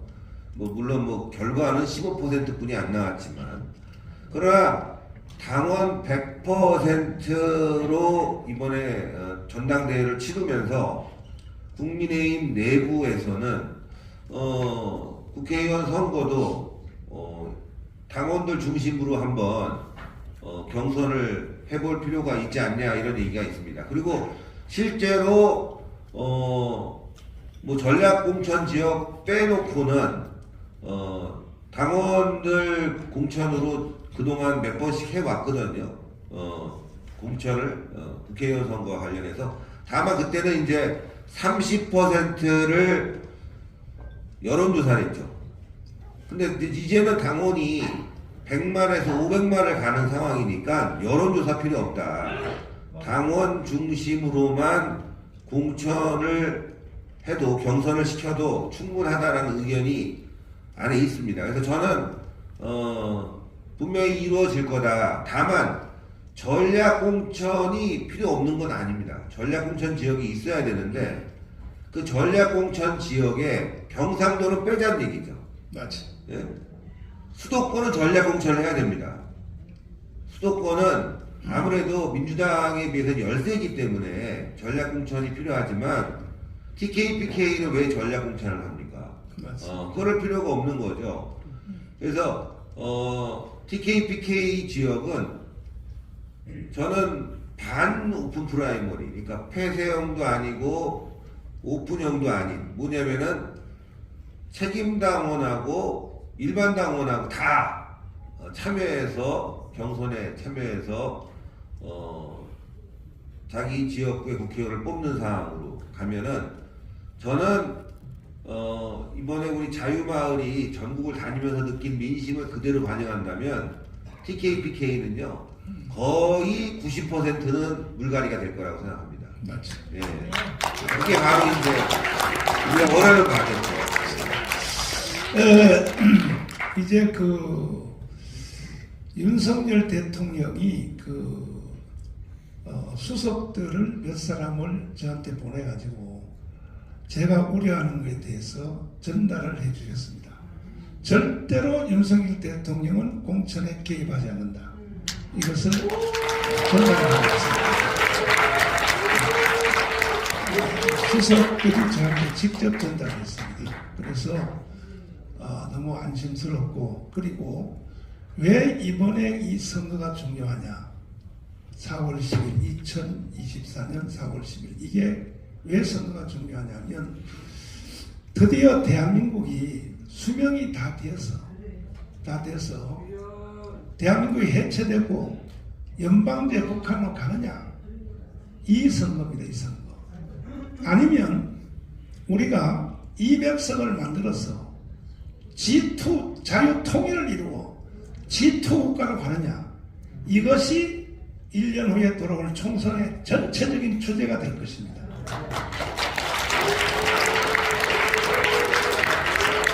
그러면 우리 국민들 중에서 누가 대한민국이 해체되고 연방제로 가는 걸 원하는 사람이 어디 있겠습니까? 없어요. 그런데 이것을 강요하기 위하여 또 호남에 있는 국회의원들은 다 간첩 수준까지 간 사람들을 공천할 거란 말이에요. 그래서 우리는 절대로 이 범죄, 정치가들의 범죄 행위를 용납할 수 없습니다. 호남의 국회의원이라고 다 간첩 수준으로 간 것은 아닙니다. 저는 개인적으로 예를 들면은 전통적인 민주당, 이낙연, 정세균, 또 지금 국회의장하는 김진표 장로님, 이런 분들은 원래부터 전통적인 민주당 세력을 생각합니다. 그분들은 간첩이라고 안 하고 생각합니다. 그러나 이미 헤게모니를 이재명이가 잡았기 때문에 원치 않는 사람을 찍을 수밖에 없는 간첩 수준에 속한 사람들을 공천을 할 것이 뻔합니다. 그래서 우리는 이 제도가 반드시 우리는 실현될 수 있도록, 정상적인 국민들이 선택할 수 있도록 우리는, 안 되면 우리는 광화문 혁명을 동원해서라도, 혁명은 이때 하는 거 아닙니까? 혁명을 동원해서라도 이것은 관철을 해야 될 것이고, 얼마나 지금 우리가 윤석열 대통령을 찍은 것이 다행이냐 하면은, 지금 보십시오. 이번에 일본 가서 한미일 동맹 완성한 것에 대해서 잘해서 못했어요? 잘했죠? 그런데 모든 종북 언론들이 나라를 일본한테 갖다 바치고 간다. 지금 대한민국이 이 정도가 됐어요. 왜? 간첩들이 이렇게 만들어 놓은 거예요. 대한민국의 언론들은요, 거의 종북 언론으로 다 변해가지고, 심지어 우리 편이라고 하는 언론 조중동까지도 침묵을 지키고, 중간에서 내가 광화문 운동을 통하여 무너진 대한민국을 살리기 위해서 5년 동안 눈이 오나, 그 다음 뭐예요? 투쟁을 했는데도 조중동이 기사 하나 쓰는 거 봤어요? 이번에 3.1절 집회에 과거에 3년 전에 2019년 10월 3일 집회하고 거의 비슷하게 모였습니다. 그런데도 뭐라고 씁니까? 4만 명밖에 안 모였다. 조중동이 이렇게 쓰고 있는 겁니다. 그래서 심지어 이 간첩들이 얼마나 지금 날개를 펴냐면은, 오늘도 여러분 신문 보셔서 민노총의 간첩 여러분 생포한 거 다 보셨습니다만은, 그 간첩이 뭘 했습니까? 왜 체포됐습니까? 오늘 오산 미군기지 그 촬영 다 해서 북한에 다 남겼죠. 네. 그런데 만 가지 다 그만두고 윤석열 대통령은요, 간첩 체포하는 것만 가지고도 대통령 자격입니다.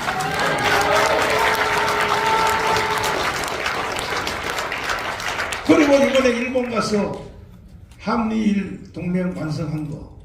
그래서 우리는 이제 다시는 이런 비극이 오지 않도록, 특별히 오늘 이 자리에 오신 유튜브 여러분, 일반 언론들은요, 저는요 하도 북한 언론 노동신문이 나를 공격하기 때문에 일주일에 한 번씩 국립도서관에 가면은 북한 노동신문이 되어 있습니다.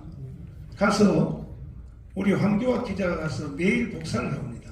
보면은 매주마다 정광훈 죽이라고, 내가 지금 죽여야 될 이러고 어제부로 드디어 신혜식이가 떠올랐습니다. 신혜식이가 북한 간첩 지령문에 죽이는 이유로 떠올랐어요. 그럼 왜 북한이 저렇게 말을 할까? 정광훈 죽이면 끝난다 이거죠. 그럼 난 절대 안 죽어요. 반드시 우리는 자유통일해서 지투국가 만들려고. 심지어 이번에 부활절 행사를 하는데 기독교 안에도 간첩 세력이 들어와가지고 세상에 부활절 행사 우리가 다 준비해 놓으니까 세상에 가문광장 여기 저 세종문화회관 여기 앞에서 영락교에서 예배하고 자기들이 종전협정 평화협정 행진한다는 거야. 부활절 행사에서 이거야 전부 간첩 수준 사람들이야. 나오기만 해봐 내가 초박살을 내볼 테니까. 그래서 대구, 광주 이상의 기독교인들은 부활절 행사에서 예배 빨리 마치고 총 다 동원해야 됩니다. 그리고 4월 22일 날이 토요일입니다. 그날 우리가 디데이로 잡았는데 이미 버스 동원비까지 다 나갔습니다. 나갔는데 그전 때 10월 3일 날 국민대회 기록인데 그 기록의 배 이상을 우리가 모아서 완전히 아직 선거고 뭐고 다 끝장내버리려고 그렇게 행사를 준비하겠습니다.